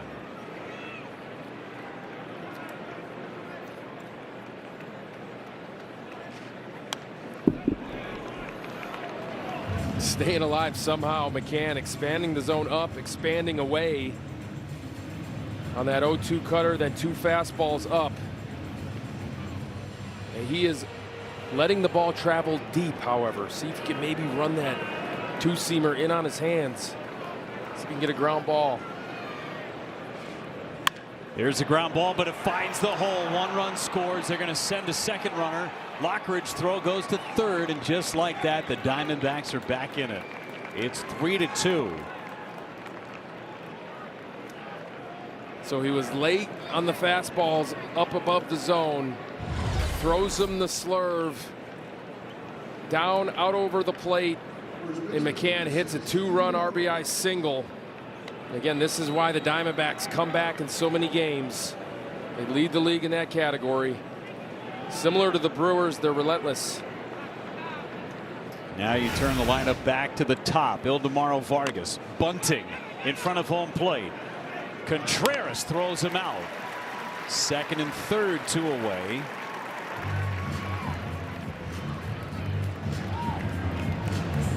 And now it's Marte. Good play by William Contreras. Yeah, good job by William right there. A little bit further out, and Vargas might be sniffing a hit. It's tough to be careful right here with Marte because you got Corbin Carroll on deck. You got to go get Marte right here. Fly out and a ground out for Ketel Marte. The tying run at third. Go ahead run at second. Swing and a miss.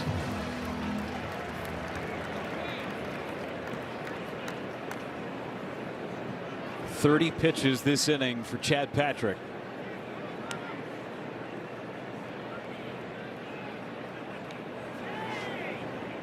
And a ground ball to first. Bowers has it, and he will escape with the lead intact.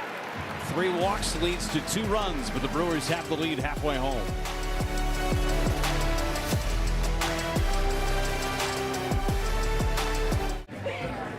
Stream the Brewers all season long for just $19.99 a month with Brewers TV. See every pitch and every big-time matchup. That's Brewers baseball for just $19.99 a month. Subscribe now at brewers.tv. Scan that QR code on the lower left side of your screen too. All great ways to get yourself as much Brewers action as you need. Garrett Mitchell leads it off in the 5th against Merrill Kelly. Diamondbacks are back in it, down by just a run. Mitchell was at the plate when Joey Ortiz was caught stealing to end the 4th.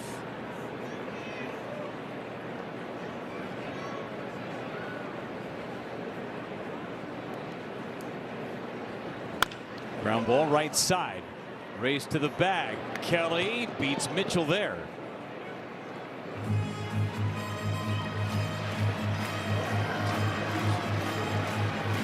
William Contreras coming up.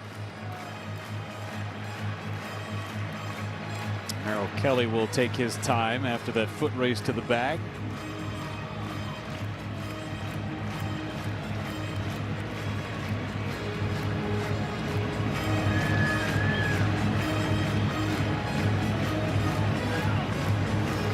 You used to have the catcher go out and have a meeting after a play like that, but now you have you only have 4 mound visits a game, so you have to conserve those.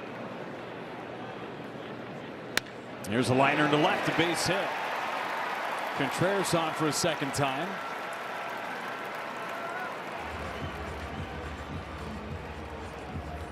A walk in the first for William, and now this base hit into the 6 hole. Yeah, against Merrill Kelly, you got to try and see something up out over the plate and just trust that you're going to be able to get the barrel on it. You don't know which direction it's going to go because he tunnels everything so well, and Contreras does a nice job of getting the barrel there. Terang, a base hit and a ground out.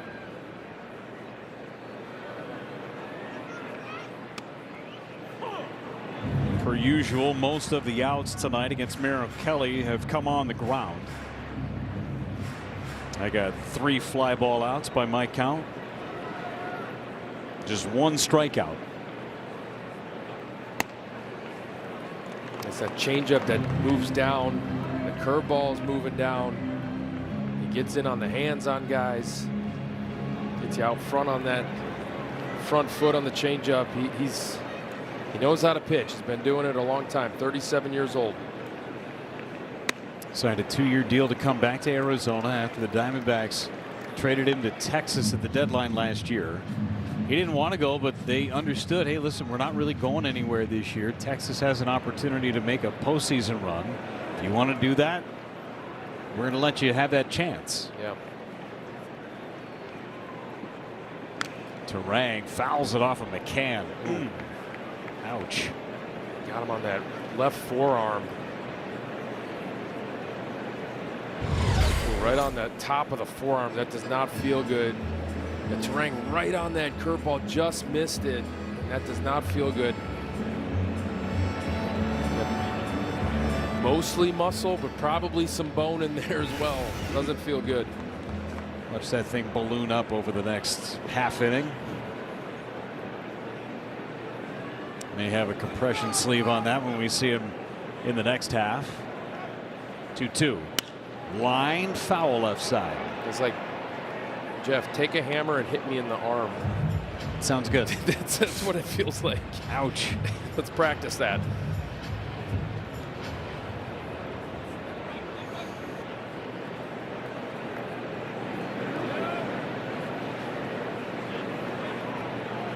Terang into right center. That's headed towards the gap. Off the wall. Contreras will have at least third. He'll put on the brakes there. A whistling double by Bryce Terang.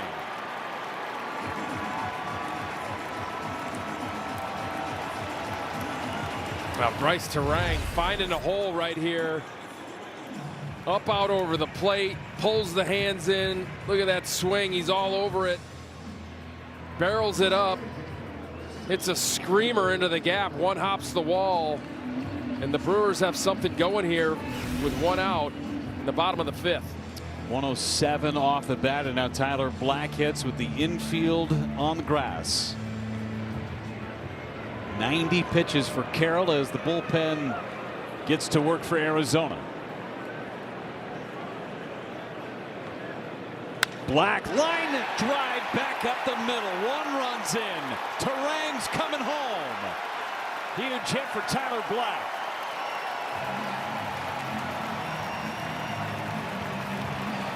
Oh, what a big hit for the kid. Tyler Black keeping his hands back on the changeup. There's the changeup. He sees it and gets just enough of the barrel on it to dump it into center field. Well, 2 more runs. What an answer back by the Brewers after a 2-run top of the inning by the Diamondbacks, and Tyler Black with a big hit. Pitching coach coming out to talk with Merrill Kelly before Jake Bauers hits.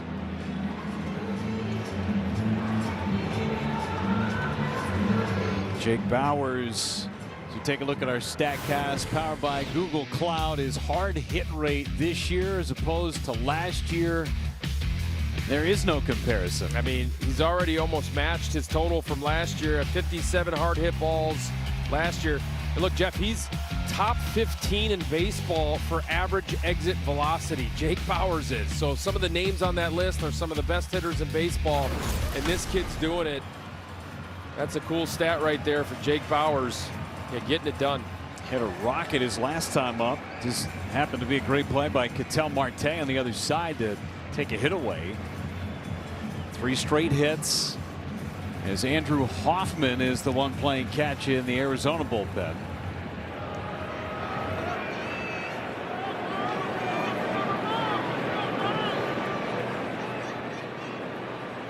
Bauers takes strike 1.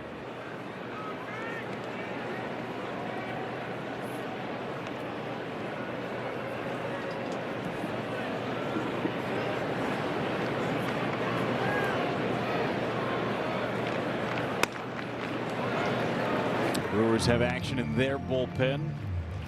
Nearly 100 pitches from Chad Patrick in his 5 innings of work. That's Shane Drowan, the left-hander.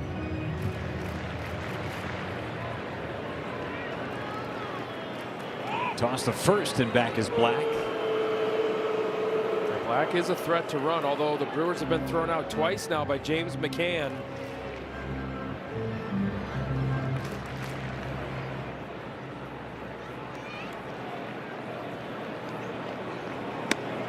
Right on the corner, it's 1-2.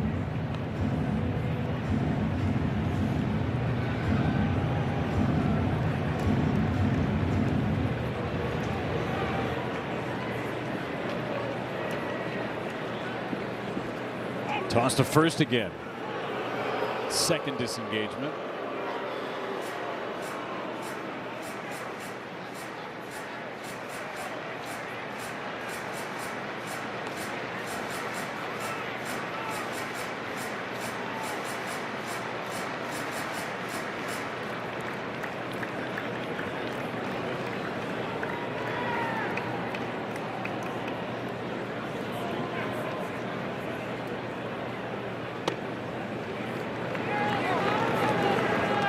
Brewers have done a really nice job on that changeup tonight, Vinny. They really have. They're doing a good job of laying off it, and then the ones that hang up just enough in the zone, like the one Tyler Black hit, they've been taking good passes at it.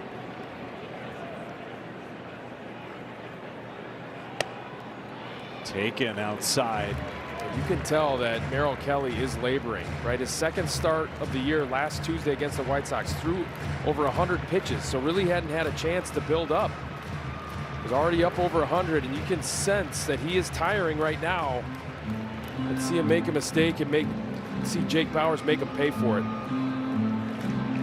See those 228 pitch innings. Making him work in the fifth, still only one away. Black goes. Ground ball, second base. They'll stay out of a double play. Bauers is out. And it's up to Lockridge.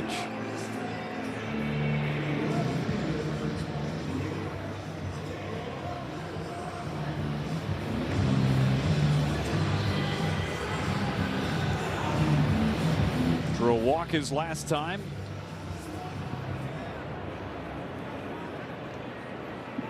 Brewers have had a base runner in all but one inning against Merrill Kelly, who's getting close to 100 pitches.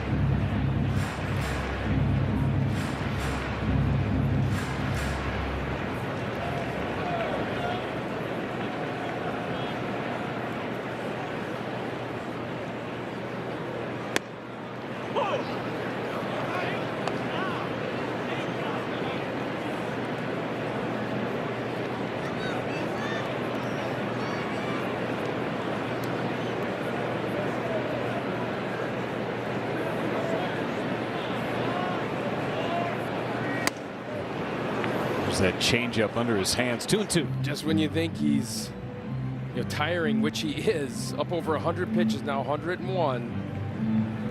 And the veteran can still make a pitch like that last changeup.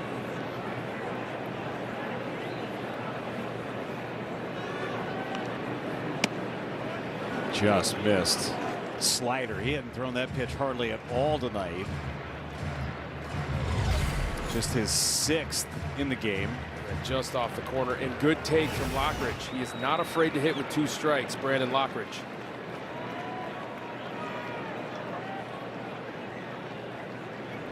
Maybe the last batter for Merrill Kelly. I think he knows it too. Sal Frelick on deck.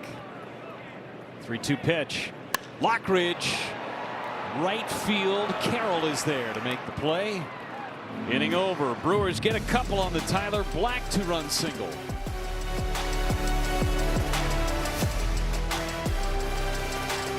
Tired of rising? Potawatomi Sportsbook, bet above the rest. And by Prevagen. Prevagen, made for your brain. Well, the big 2-run singles by Tyler Black and by Joey Ortiz today. Sal Frelick hit a home run. That's your 5 runs for the Brewers. And now they're in the bullpen. Shane Drowan is the Gruber Law Office's one call. That's all called to the pen. Making his 3rd major league appearance right here. Shane Drowan threw on Friday, 4 innings of work, kind of a bullpen saver was his performance on Friday. 71 pitches in that outing, and he looked sharp. This is a big spot for the kid right here, up 3, top of the 6th, facing Corbin Carroll. 3-4-5. Gave up 3 runs in that appearance against the Pirates, but only one of those runs was earned. A couple strikeouts, 1 walk.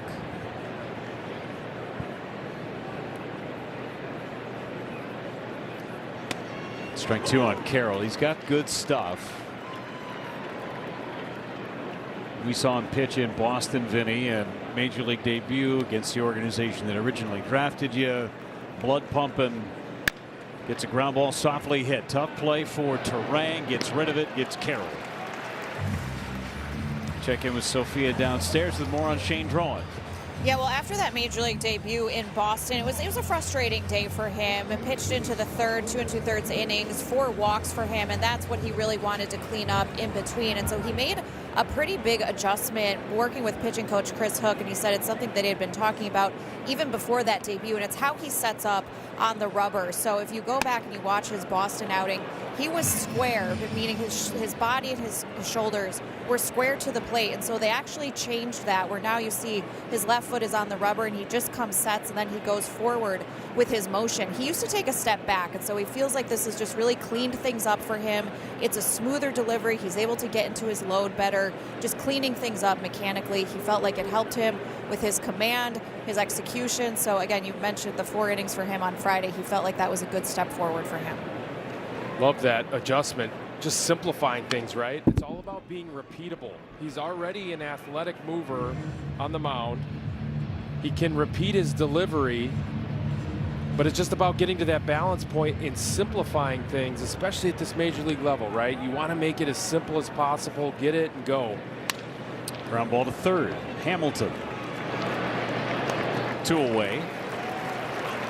And leave it up to Chris Hook and company, right? Jim Henderson, Charlie Green, the whole pitching group to kind of tweak something. And again, they're not afraid to tweak something in the middle of the kid's first few outings in the big leagues. We talked to Kyle Harrison about that. Yeah. Right before his first start. All right, go on the other side of the rubber. See how it feels. In-game action. Yeah, love that. And this is a kid that Matt Arnold and company in the front office, they sought out to add in that trade. The Caleb Durbin deal, Kyle Harrison, Shane Drowan, David Hamilton. The Brewers, remember, had to give up a draft pick. Yeah. A pretty valuable draft pick. Comp B pick, 67th overall. That pick is worth a lot of money in the draft. And Shane Drowan was a big part of the reason why, you know, they had to add that in for him to be part of the deal. Swing and a miss. He strikes out Del Castillo. Goes 1, 2, 3 through the D-backs in the 6th. Here they come. We're back at American Family Field, and the Brewers Community Foundation will host its annual BCF weekend coming up May 8th through 10th. That's when the Yankees are in town. And you can join us for fundraising, games, and sales that support BCF and its mission to positively impact the lives of children and their families in Milwaukee and across the state. BCF weekends are presented by the BCF Leadership Council. Thank you so much, Sophia. Sal Frelick digs in after a 10-pitch, 9-strike inning from Shane Drowan. New pitcher is Andrew Hoffman for the Diamondbacks. 8th appearance, the D-backs right-hander. 7 walks for Hoffman in 7 appearances. So just be patient right here. He's got good stuff, but he has a tendency to spray it.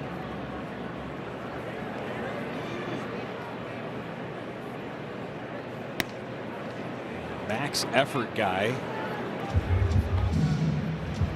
He's got natural cut on that 4-seamer, averages about 95 miles per hour on that. Hitters hitting just 167 on the 4-seamer. But again, force it to be into the zone. 2-2 on Sal.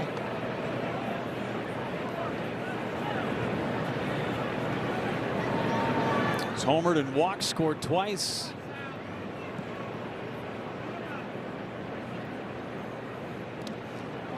Three and 2. And McCann's taking a beating back there tonight.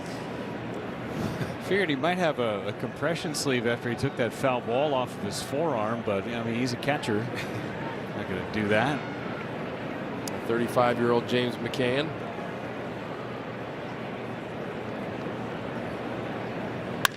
Frelick. And a base hit. Just his second multi-hit game of the season. Yeah, well, Sal will tell you, he'll be the first to tell you that not happy with his performance so far this season. But look, he's been getting unlucky some. We saw a lot of these types of hits last year from Sal Frelick. And just chop her right into the hole on a pitch he can handle up out over the plate. So here go the Brewers again. Speed on the base paths. Hamilton at the plate. Squares the bunt, lays it down. McCann picks, throws, it's late. Man, he fly down that base path. Now what a perfect bunt. You got to get it to the grass. You know, he is fast enough that if you just get a bunt into the grass, he is going to be safe. Look at that thing trickle right out into the grass. Man, one of the fastest players in all of baseball. It's the front of the base. That's what you're taught to do, and beats the throw. 3.66 seconds from home to first. That just is absolutely flying. You have no time to make a play on a guy. So Joey Ortiz at the plate, a 2-run single back of the 4th. Brewers are set up to add more runs, and the pressure that they put on opposing defenses, the corners are in for Arizona. And McCann is going out to chat with Hoffman, and this may be a defensive positioning meeting more than anything. Tonight's Toyota drive of the game, Vinny, it is Ortiz. His last time up gave the Brewers some breathing room. Yeah, not a lot of hits so far early on this season for Joey Ortiz, but he comes up with a big hit right there for the 2-out, 2 RBI base hit up the middle. And Joey Ortiz is liking it. It wouldn't surprise me if you put another bunt on right here, right? This was what Pat Murphy's part of the strategy. A lot of team speed, but also force that guy on the mound. Relievers, kind of notorious for not being able to, field their position all that well. Especially a guy like Hoffman here that is proven so far not to have a ton of touch and feel. Let's see what they do. Great speed on the base paths. Corners crashing.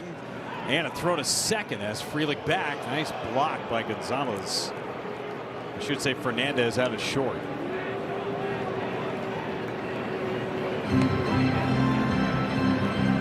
Sometimes you can catch the runner leaning, kind of anticipating the bunt to get down. You see the back pick by McCann, but good job by Frelick not doing so.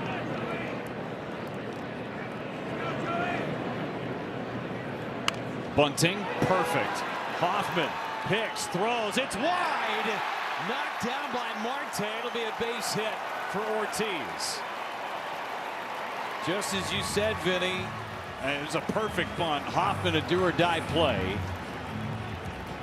Yeah, definitely a do-or-die play. A great job by Joey Ortiz. That pitch was up and in. He did not give ground and back out of that pitch. And Hoffman not able to make that play, which would have been a nice play. But again, a good throw gets him. Now bases loaded now, nobody out. This is a Brewers-y inning.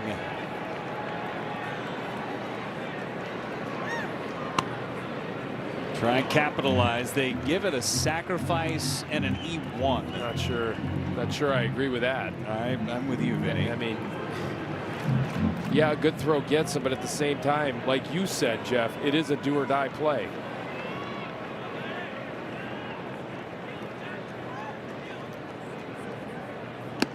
Swing and a miss by Mitchell. This year with the bases loaded, 4 for 4, a couple of doubles, 7 RBIs. He's really cleaned up in these situations. And he took it, and a challenge from McCann. The pitch is called a ball. The catcher is challenging. Might win this one. ABS challenge powered by T-Mobile. And McCann was right. The call is overturned. Arizona has 2 challenges remaining. That's a big challenge.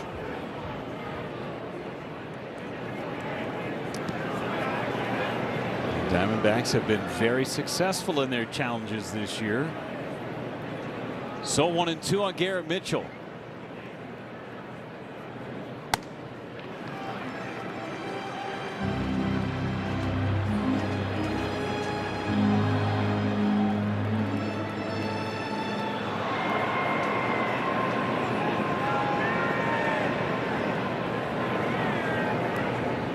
Liner, base hit. That will score 1. Hamilton stops a slight bobble The Brewers put another quarter in the merry-go-round. The four-seamer up is the pitch that Garrett Mitchell has been swinging through. This one is down and out over the plate. And he barrels it right into that 5-6 hole in between the third baseman and the shortstop. And this is an exceptional swing for Garrett Mitchell to stay on that ball and just punch that into left field. Bases still loaded for the thump. Infield up for Arizona.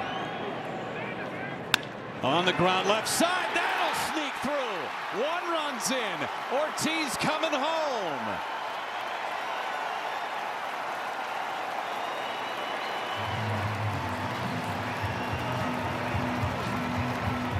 Finding some holes right now. Love it. William Contreras with an infield drawn in. And again, the pressure that this Brewers team puts on a defense, infield drawn in, just sneaks it right into that same 6 hole right there, and 2 more runs for the Brewers.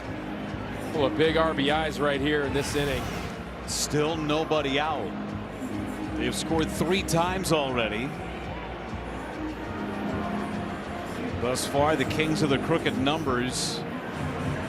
2 in the 4th, 2 in the 5th, 3 so far in the 6th. Terang coming up. And a lot of questions right about this offense, right, Jeff? But, you know, they had to face some pretty tough pitching these last 12 games when the offense has been struggling. Think about the arms they had to face. Gausman, Cease, Alcantara, Perez, Casey Mize, Skubal, Skeens. I mean, the list goes on. And now all of a sudden, you know, maybe you're in a pocket right here where you're facing a little bit softer arms. They're all big leaguers. Not saying that they're not. I'm just saying they had to face some pretty nasty stuff. You're looking at elite of elite, right, including 3 Cy Young Award winners. Right. Well, Bryce Terang hoping to turn this snowman into something bigger. Doubled his last time up. 10 hits for the Brewers tonight. And Terang takes a strike. 2 extra base hits, 8 singles.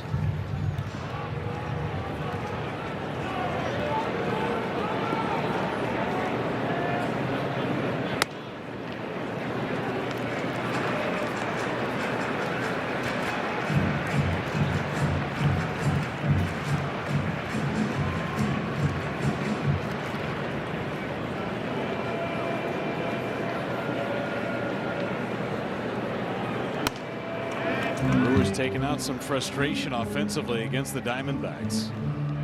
Yeah, good to see. But it all started with the walks, the patience, waiting Merrill Kelly out. Right. You know, having a plan, right? I mean, the hitting group, Jason Lane leading the offensive group. You see Vogie in there now. You know, Evan Martin, he's a guy that helps put together a plan for the hitters. Even with the a little bit, I guess anemic is a strong word you could say, but really, I mean, they have been struggling, especially in the slug department as of late. They stick to their approach. They don't panic. 3-2 popped up left side. That one headed towards the seats, and it is in the seats.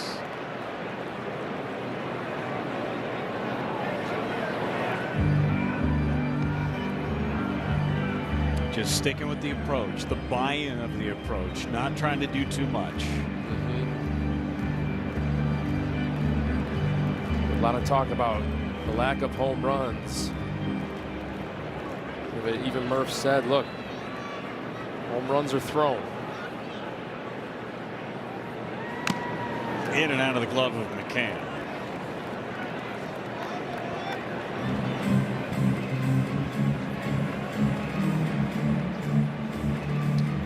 Been some odysseys of innings for some of these Diamondbacks pitchers today. 28 pitches for Merrill Kelly in the 1st and in the 4th. So we pitch number 23 for Hoffman. And it's ball 4. They're loaded again, still with nobody out.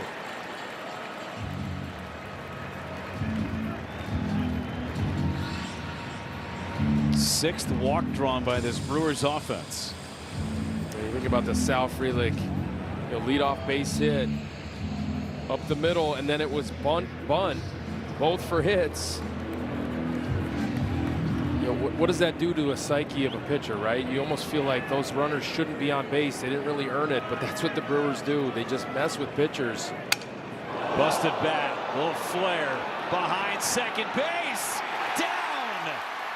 Everything's coming up Brewers as that barrel of the bat javelins right next to the pitcher's mound. That thing's stuck in the ground. It felt like we were at a track meet. Or a lawn dart, right? So again, a drawn-in infield. This is a pop-up to the second baseman easily. But because of all the base runners, the Diamondbacks feel like you cannot give up any more runs. Draws in the infield, and Tyler Black just dumps one into center field. 8th man to hit in the inning. Still nobody out.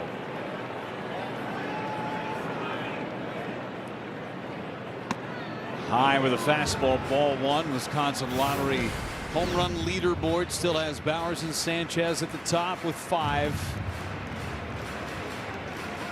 Feels like they've homered in the same game essentially all season. Bowers the only guy in the lineup today. Sanchez available off the bench. It's 2-0 on Bowers.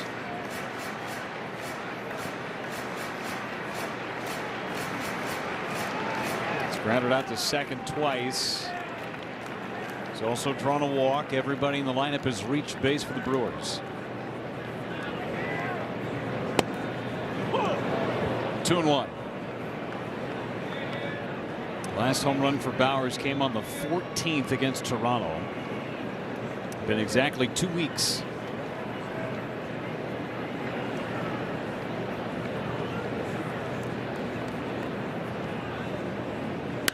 Fly ball left field. Gurriel gives it a run. It's in the seats. 2-2. And Hoffman's looking like he's going to have to wear this right here. The bottom of the 6th inning, still nobody out. Nobody warming in the Diamondbacks bullpen. And Torey Lovullo and Mike Hayes and the GM for the Diamondbacks, they have chosen not to have a lefty in their bullpen.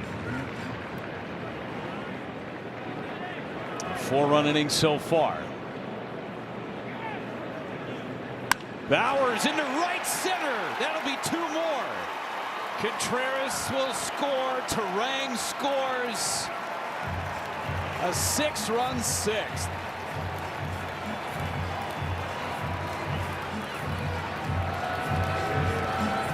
Simple, right? Take balls and swing at strikes. This is what Jake Bowers does right here in this at-bat. Attacks up in the zone on that 4-seamer up.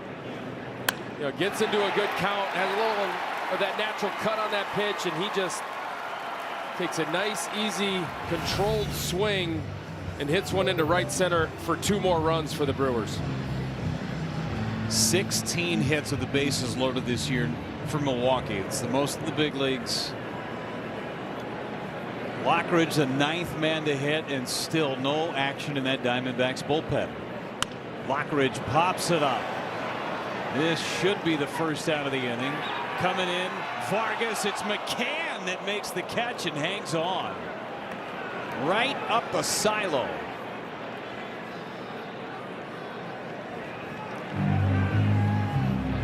Actually can't believe he held on to that ball. And he was not positioned well. You're supposed to have your back to the infield, and he has his back to home plate. That's not the way you draw it up. The ball's spinning in the opposite direction, and he has his first baseman run into him, and he's able to hold on to it. That first man retired in the inning after 8 straight hits by the Brewers.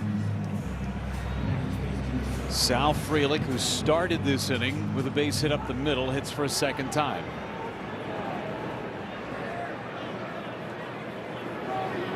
Just now, somebody's starting to play catch in that Arizona pen. 30 pitches, that's kind of the danger zone for pitches per inning for a pitcher. 40 is like danger, danger, Will Robinson. It's a guy they acquired from the Royals last year at the deadline. To first base. They'll go to second, get 1, and the throw to first. is up the line, and I think we call it catcher's interference. Yeah, catcher's interference. That's going to be the call. So the bases will be loaded. Home plate umpire called the play.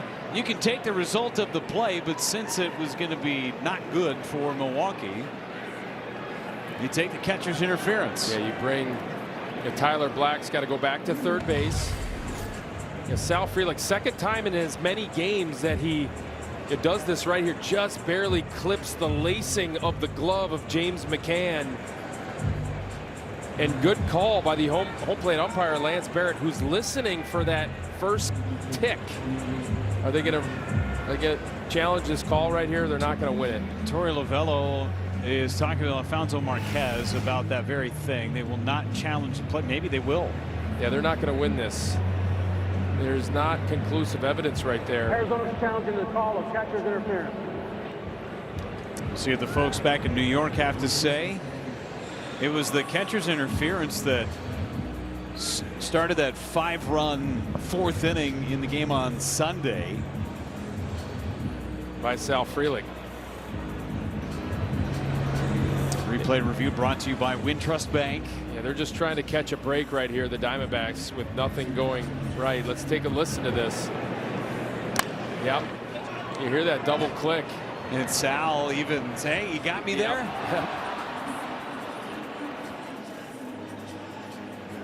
Catchers need to be aware. Sal Frelick has done this a lot. Allows the ball to travel. That's why he's such a good two-strike hitter. He's so quick. See James McCann, he looks like he's trying to tuck his laces back in. Yeah, Lovello, again, just trying to catch a break right here for the Diamondbacks. Not going to happen. There's another look at it. Yeah, you can even see that lace gets hit by the tip of the bat of Sal Frelick. It's not a lot. I mean, the one on Sunday, he took the baseball out of the glove. Right. Here's the After call. review, the call is confirmed. There was catcher's interference. Arizona will lose their challenge. So no more challenges for Arizona. Only one out. The bases are loaded again for Milwaukee. 32 pitches for Hoffman in the inning. Hey, you're going to get Thompson in this game sooner than later. This might be it for Hoffman. Right-handed hitter on deck. Hamilton had a bunt base hit in this inning. He was the last Brewer to reach base safely. Everybody in the lineup has reached, and most everybody's reached in this inning.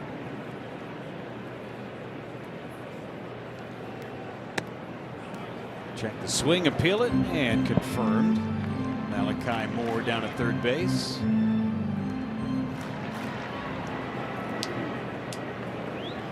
Six runs in this sixth inning by the Brewers.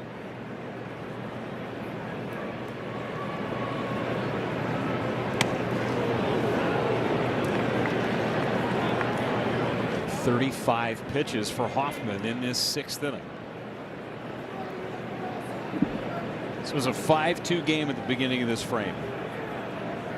Yeah, and again, this is important, obviously, for them to pour it on, because we talked about the Diamondbacks coming back in games.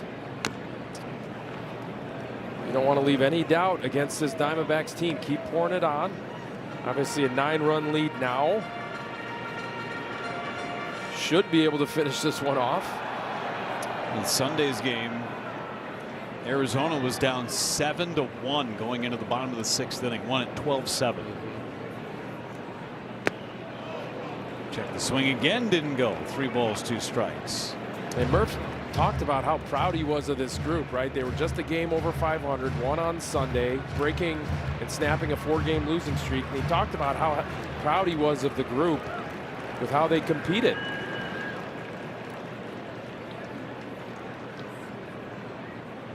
Hamilton slices one down towards the left field corner. Fair ball. It hops up into the seats for an automatic double. A snowman in this sixth inning. They put up 8. David Hamilton starting to swing the bat too, right? Barreling up the baseball. His second extra base hit of the season, second in as many games. Just stays right on that slider right there, sees it, and just barrels it up to the opposite field, keeps it fair for an automatic double, 2 RBIs. Torey Lovullo is out to take the baseball from Hoffman. Ryan Thompson is coming in, 13-2. It's all Brewers tonight. Be transmitted in any form, and the accounts and descriptions of this game may not be disseminated without the express written consent of the Milwaukee Brewers. Brewers busting out a little dance party here in the 6th inning. 13-2, season high 8-run inning, and they are not done as Ryan Thompson is the new pitcher for Arizona. A side armor, a mainly fastball slider. Brewers looking to add on against the big tall righty. 2 for 3 for Joey Ortiz, a base hit bunt. Well, I gave him a base hit bunt. It's a hit. Have they since changed it? They haven't changed it yet. Come on, guys. I got him as 2 for 3. Who was that, coach doing the? No. Is that O'Driscoll? Nah, it's Drew Olson. Oh, Drew, he's stingy. On, Drew. Come on, Drew. We love you, Drew, but don't be stingy. I bet you the flannel brigade that's in the press box today is all over him. Explain that. What do you mean by that? The Al Borland special. There's a chopper off his front foot. The entire press corps for the Brewers dressed up in flannel shirts. Everybody wore flannels today. It was all set up by Kurt Hogue of the Milwaukee Journal-Sentinel. It was in honor of Spencer Williams, yes. See, everybody's got flannels on. Kurt Hogue is the culprit. He set this up. He told everyone to wear the flannels. He looks like he's got a picnic table cover on his shirt. There's Spencer, upper right. Yep. He wears a flannel every single day. The green one, yep. They're all excited about it. Because he's on. It's in honor of you, Spence. Everybody's got the flannels on. Yeah, McKelvey wore one, but it's not really a flannel. No, it's very light in color. It's light in color, but it is flannel material. Yeah, and they all took a picture with Murph. Yeah, they did. To the pregame Murph scrum. loved it. Yeah. So fouled away by Joey Ortiz. Everybody showed up in the clubhouse today, and they were all wearing those flannel shirts. I went, wow. Al Borland called. Tim the Toolman Taylor's neighbor.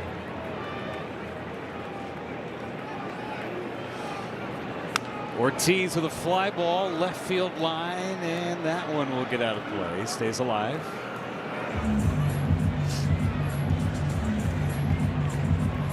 It's too bad we don't have quarter zips that are flannel. We could have helped out, matched them. Maybe the team store can get those.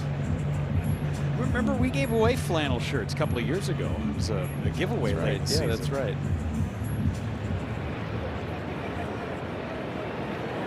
Ortiz battling with Ryan Thompson. Still only 1 hour. Ortiz pops it up. Foul territory, first base side, and off the wiring and into the seats. Ortiz, the 12th man to hit in the inning.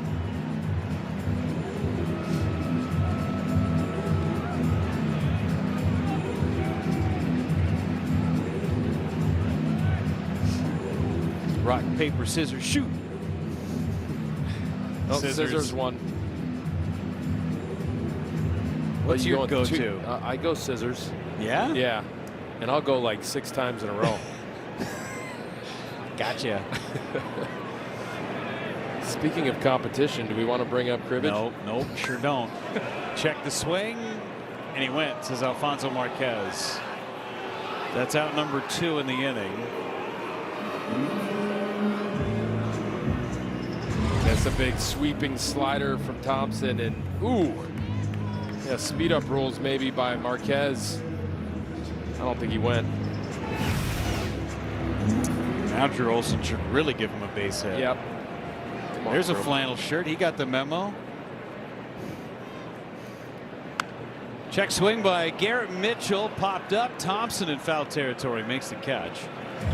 Inning over. Lots of runs. You get a run. You get a run. We all get runs. 8 in total for the Brewers in the 6th inning. They're up big on the Snakes. With the Bank of America. Toyota game reset, not a misprint. 13-2 Brewers on 14 hits. They batted around and then some. Sent 13 to the plate in that 6th inning. Sal Frelick with a homer. Ortiz with a 2-run single. They have finally credited his sacrifice bunt as a base hit as Jake Woodford takes over for the Brewers in this 7th inning with an 11-run lead. Take a look at Jake Woodford's numbers this season in 7 games, looking to, just clean this one up. Hopefully take it to the finish line. 3 innings to cover, potentially. Hasn't pitched in a week. Cleaned up that blowout win in Detroit last Tuesday. Final 2 innings. Needed 42 pitches to finish those last 2 innings.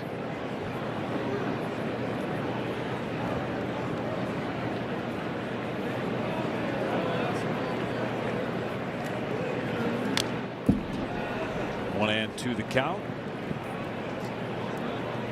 Brewers and Diamondbacks tomorrow. Game 2. Brandon Sproat against Eduardo Rodriguez, the only left-handed throwing pitcher on the roster tomorrow for Arizona. Yeah, that could change, right? Tomorrow they might make a change after what the Brewers were able to do tonight. Frelick calling for it. Makes the catch, 1 away. This is tomorrow's expected pitching matchup. Eduardo Rodriguez, Brandon Sproat. Sproat's been really good in his last couple of appearances. Yeah, again, headed to that H&H car wash, right? That Pat Murphy talks about, the Hook and Henderson car wash. And let's not forget about the job that Juan Sandoval has been doing as well. Newly added pitching coach for the Milwaukee Brewers. It's part of that car wash. Totally. Helping guys out. Just doesn't have an H last name.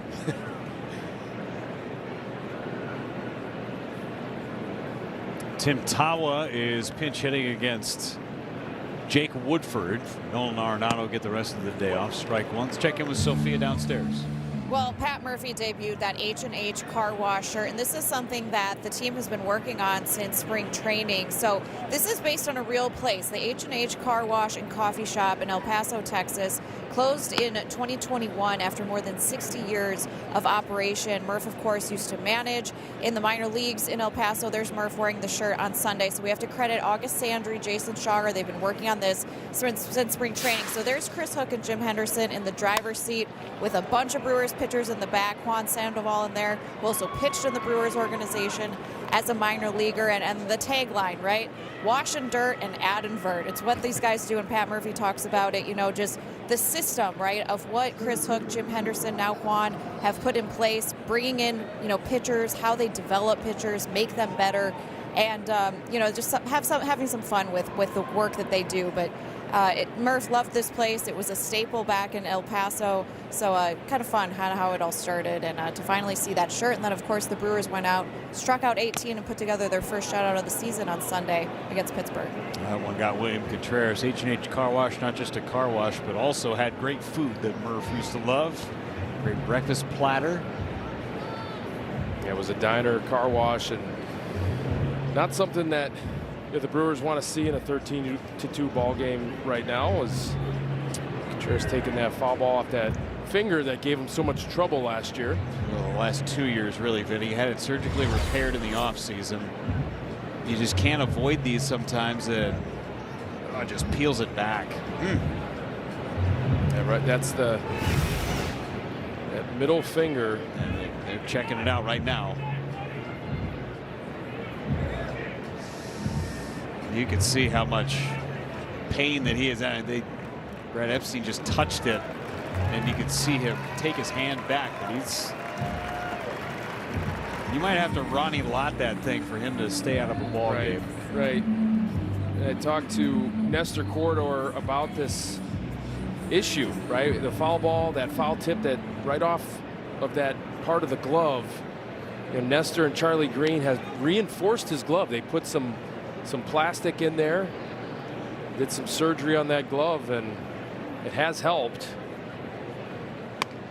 Hopefully just pain now and not going to end up in a broken finger type of a situation.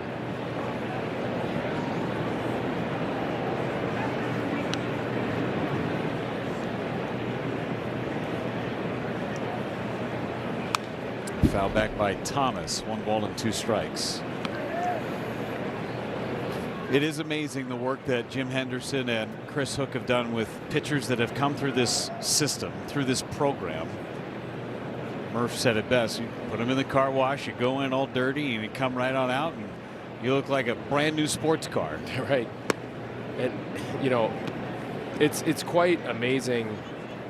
You know, I was looking at Kyle Harrison's delivery, because this is the kind of thing I do for fun this morning, and I was just kind of looking at his delivery, and I'm like, so he has a natural kind of stab in the back where he takes the ball out, and the takeaway on his delivery can get behind him, and it did get behind him a little bit when he was with Boston and San Francisco. But this is the kind of thing that Chris Hook, Jim Henderson, now Juan Sandoval, they correct. And they don't tell a pitcher, okay, we need you to shorten that up or we need you to keep it in line. They're able to kind of focus on other areas in order to fix it. Line drive caught by Ortiz. So just give me a little example here, Vinny. What are you talking about? I brought you a baseball. Yeah. Take the baseball.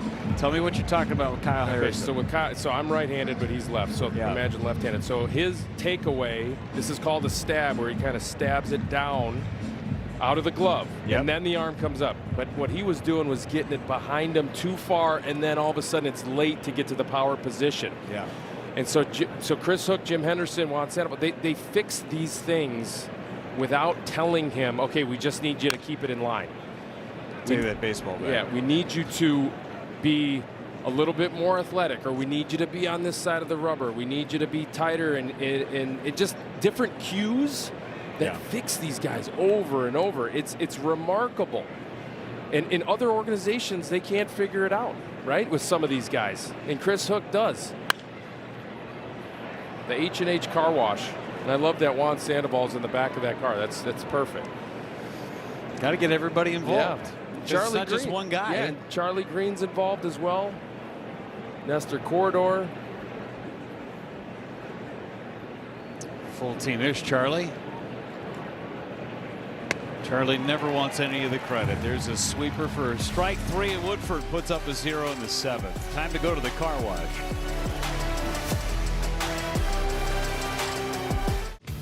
Happy here tonight. Good ball game. 13-2 Brewers with the Gruber Law Office's One Call That's All Sports Desk. What a game this has turned out to be. Just about everything this team needed right now. They did, and it started out really slow, but Patrick kept them in the game. We're starting to see the relievers stepping up, but I mean, grinding out at-bats. Huge 6th inning. A lot of little things that we need to talk about. Some big at-bats strung throughout. Yep, we'll go over it all. We'll hear from Pat Murphy and more coming up on Brewers post-game, that big inning, and of course a lot of contributions as well, all coming up after the ball game. And while you guys run the car wash up here, we'll do all the detailing down here. How about that? Oh, nice little buff and shine. Way to go. Thank you, Craig and Tim, as Taylor Clark comes in for the 14th time for Arizona. William Contreras leads it off, and he fouls the first one away. Looks like we got a new catcher back there for Arizona. Multiple changes for the Diamondbacks. We'll get through them eventually. Maybe in position player pitching territory for the Diamondbacks in the 8th. It's Ramirez behind the plate. McCann moved over to first.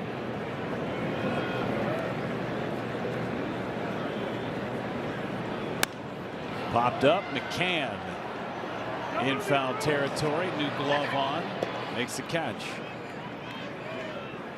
Remember, you have to be down by 8 in order to bring a position player in.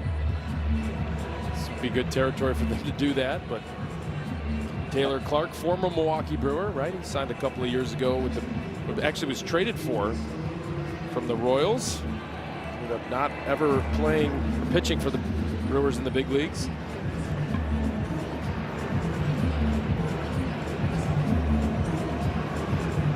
Flipping over that lineup card, making sure everybody's good. Yep, Luis Rengifo's in the game and pinch hitting.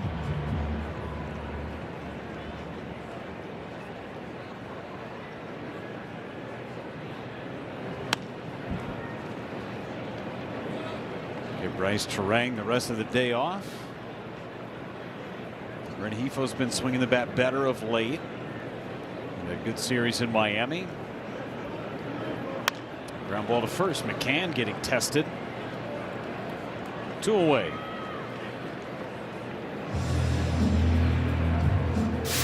Sunday is the day to bring your family to a Brewers game with the Family Sunday Bundle. For $85 all in, you'll get 4 Brewers tickets, lunch, and parking. Score this deal for Sunday home games at brewers.com/Family Sundays. It's a great deal. Bring the fam out. Let's go. Tyler Black fouls it away.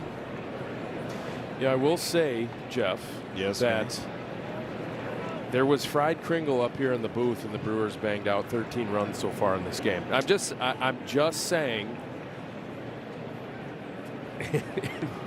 You know where I'm going with this. I am. Maybe you should get some Kringle tomorrow. Some fried Kringle from the Fair. I mean, you'll have a new partner tomorrow. I'm flipping back over to the radio side. Oh, so, BA's coming back? BA's you don't want to work back. with me? Okay. Well, that was not my decision. BA's on a national game. Yeah. The ground ball to short. And Black beat it out. Tyler Black with a 3-hit game. I'm just guessing they will give him a base hit. That should be a hit. Tyler Black with a couple of soft base hits in this one. And just throws it up the line. Fernandez does, who does not have a great track record at playing shortstop error-free down in the minor leagues. Been playing a lot of first base for the Diamondbacks. Remember, the Diamondbacks signed former Milwaukee Brewer and former a lot of clubs Carlos Santana in the offseason, and he's been out with a groin injury. They have some key injuries, this Diamondbacks team. This is the time maybe to take advantage of that. Came in 3 games over 500. They had won 12 of their last 19.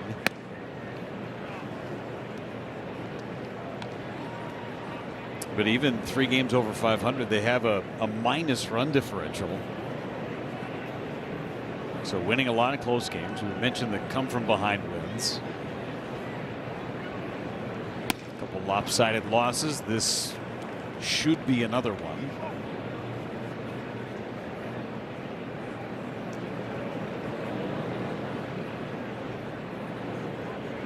They always just seem to kind of hang around, right? The Diamondbacks, and make a run at the end of the season. On the ground to second base. Vargas throws out Bowers. Signed retired. Just the base hit onto the 8th in Milwaukee.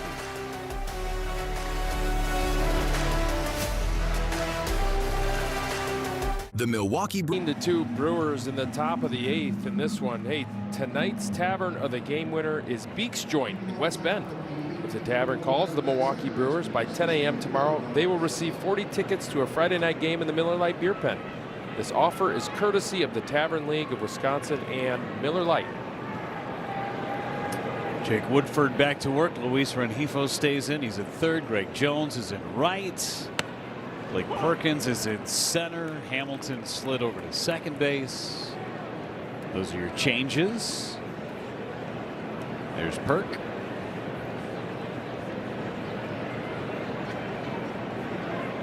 Ildemaro Vargas against Woodford. He's 0 for 2 with a walk today is Vargas. That's probably his last shot at his hitting streak. And he's going to get it. Nope, foul. Just foul. 23 game hitting streak. Now, Jeff, I actually don't know this. So does it count that it's a multi-season hitting streak? Yeah. Yeah, they carry over. It carries over. So let's say he gets to 57 games, it would Technically, it yes. would be the longest hitting streak in Major League history, you're saying? There's maybe a base hit into right center. Yep, it's 24 games now for Vargas. Now, Vinny, this is a hot button topic because there are a lot of people, media scribes, media relations folks, some broadcasters that do not believe in the carryover statistics from season to season. Others would argue it's actually harder to carry it over because you have so much time in between your last game to your first game. So where stands Vinny? I say no carryover. Okay, so then it's just a 21 game hitting streak for Vargas in your mind. In my mind, I guess if he gets to 50, I mean, what a streak, right? By Joe DiMaggio, by Joe D. You had it. And you know, obviously he's got a long way to go, but my goodness, I don't know. I'm going to say no. I'm going to say you got to get to in one consecutive season. Yep. How about you? I'm more of a one season guy. I don't love the carryovers. I get it. But at some point, those carryovers go away. Like the Bryce Terang reaching base in as many games as he did to begin the season, plus 6 games at the end of last year. Right. I'm going to say one season. One season. So you side with most of the. Is that the consensus? There are some that speak very passionately on the subject. They are very staunch in their beliefs. Do you know? I am not one of those. I'm not going to name names. Do you? Oh, so on the other side of the argument, you're saying you know some people that are on the other side of the argument saying the carryover is good. Sure. Okay. That is their hill. There's a fly ball to right. Jones makes the catch. That was Jorge Barosa at the plate. Sitting in Ketel Marte's spot. You have this conversation with on the radio side with JM and with Lane? LG? Yeah. I've had the conversation with those guys. And what do they say? Well, JM is big in the carryover. No. Okay. No, he's very one season. What's his argument? Fly ball to center. Perkins for out number 2. It's a very particular. No, I want no part of it. I don't want any part of it. He's very convicted, isn't Yes. he? In his opinions. Yes, he is. That's what you love about JM. Yes. There he is. Also wearing a flannel. There's Josh. It's plaid. It's not a flannel. Agreed. It's a plaid shirt, not flannel. Oh, there he sees. There's Josh. He sees now we're on. What is he talking about now? He's great. Lourdes Gurriel.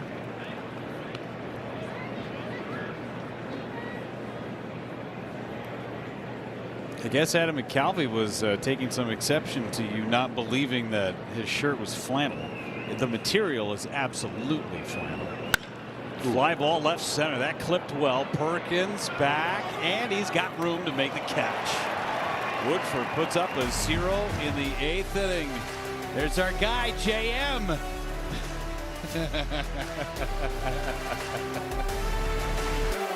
And a blue moon. Group celebrations are better at the ballpark. Save big on tickets, enjoy hassle-free planning, and custom tailgates when you make it a Brewers group outing. Grab your crew and visit brewers.com/groups to get started. We just saw a 30-mile-an-hour pitch from James McCann. 30. Is that a record? No, it is not. As Lockridge hits it sharply right at third. Tawa throws him out. What's the record for slowest pitch recorded? Brock Holt. I do know that. It's Brock Holt. Under 30. That's hard.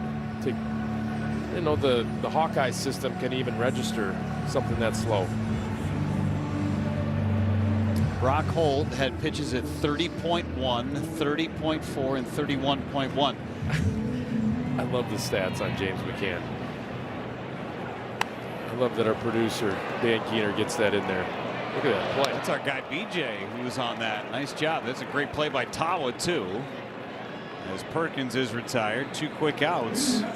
Good plays by Tawa over third.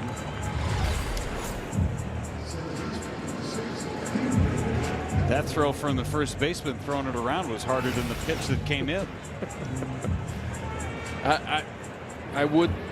I'll say this, and I'll be convicted on this. I wish they would not allow this. What was that? Velocity. They didn't even register. Oh, 30.6. Okay. Cannot challenge, by the way. Yeah, you can't challenge position players. You're right. I'm not seeing a registration on that last one. Hamilton, a slow roller back to McCann. He's got it, and it's a 1-2-3 inning. And none of his pitches would have got him a ticket in a 25-mile-an-hour zone.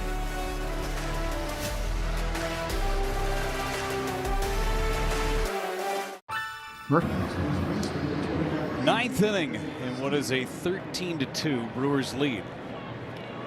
Jake Woodford trying to pick up a save the old-fashioned way with 3 innings out of the bullpen.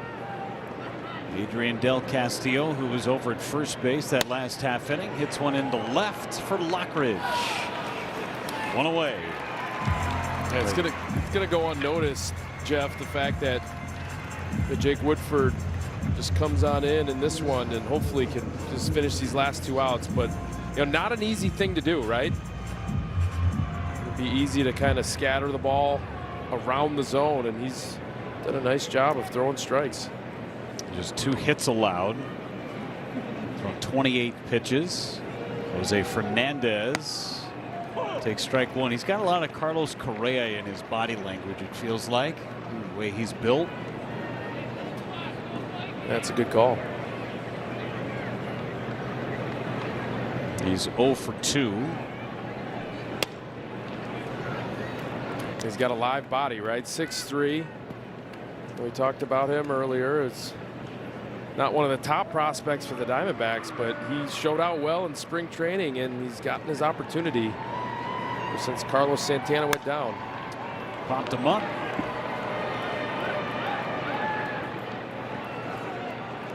Two away.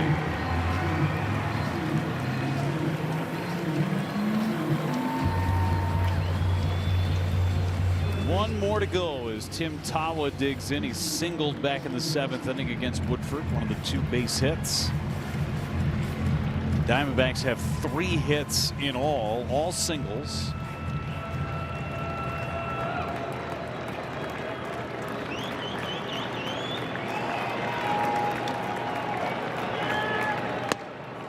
Strike 1 from Woodford.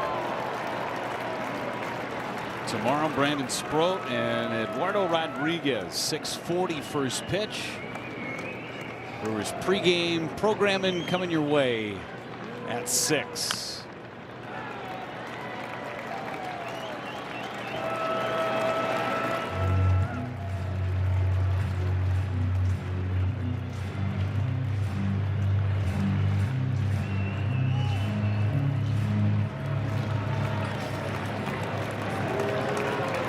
Two from Woodford.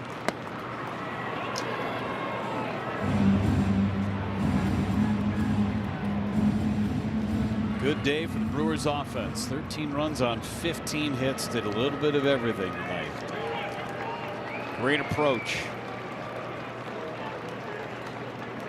And it's held onto by Contreras, and this ball game is over. 13-2.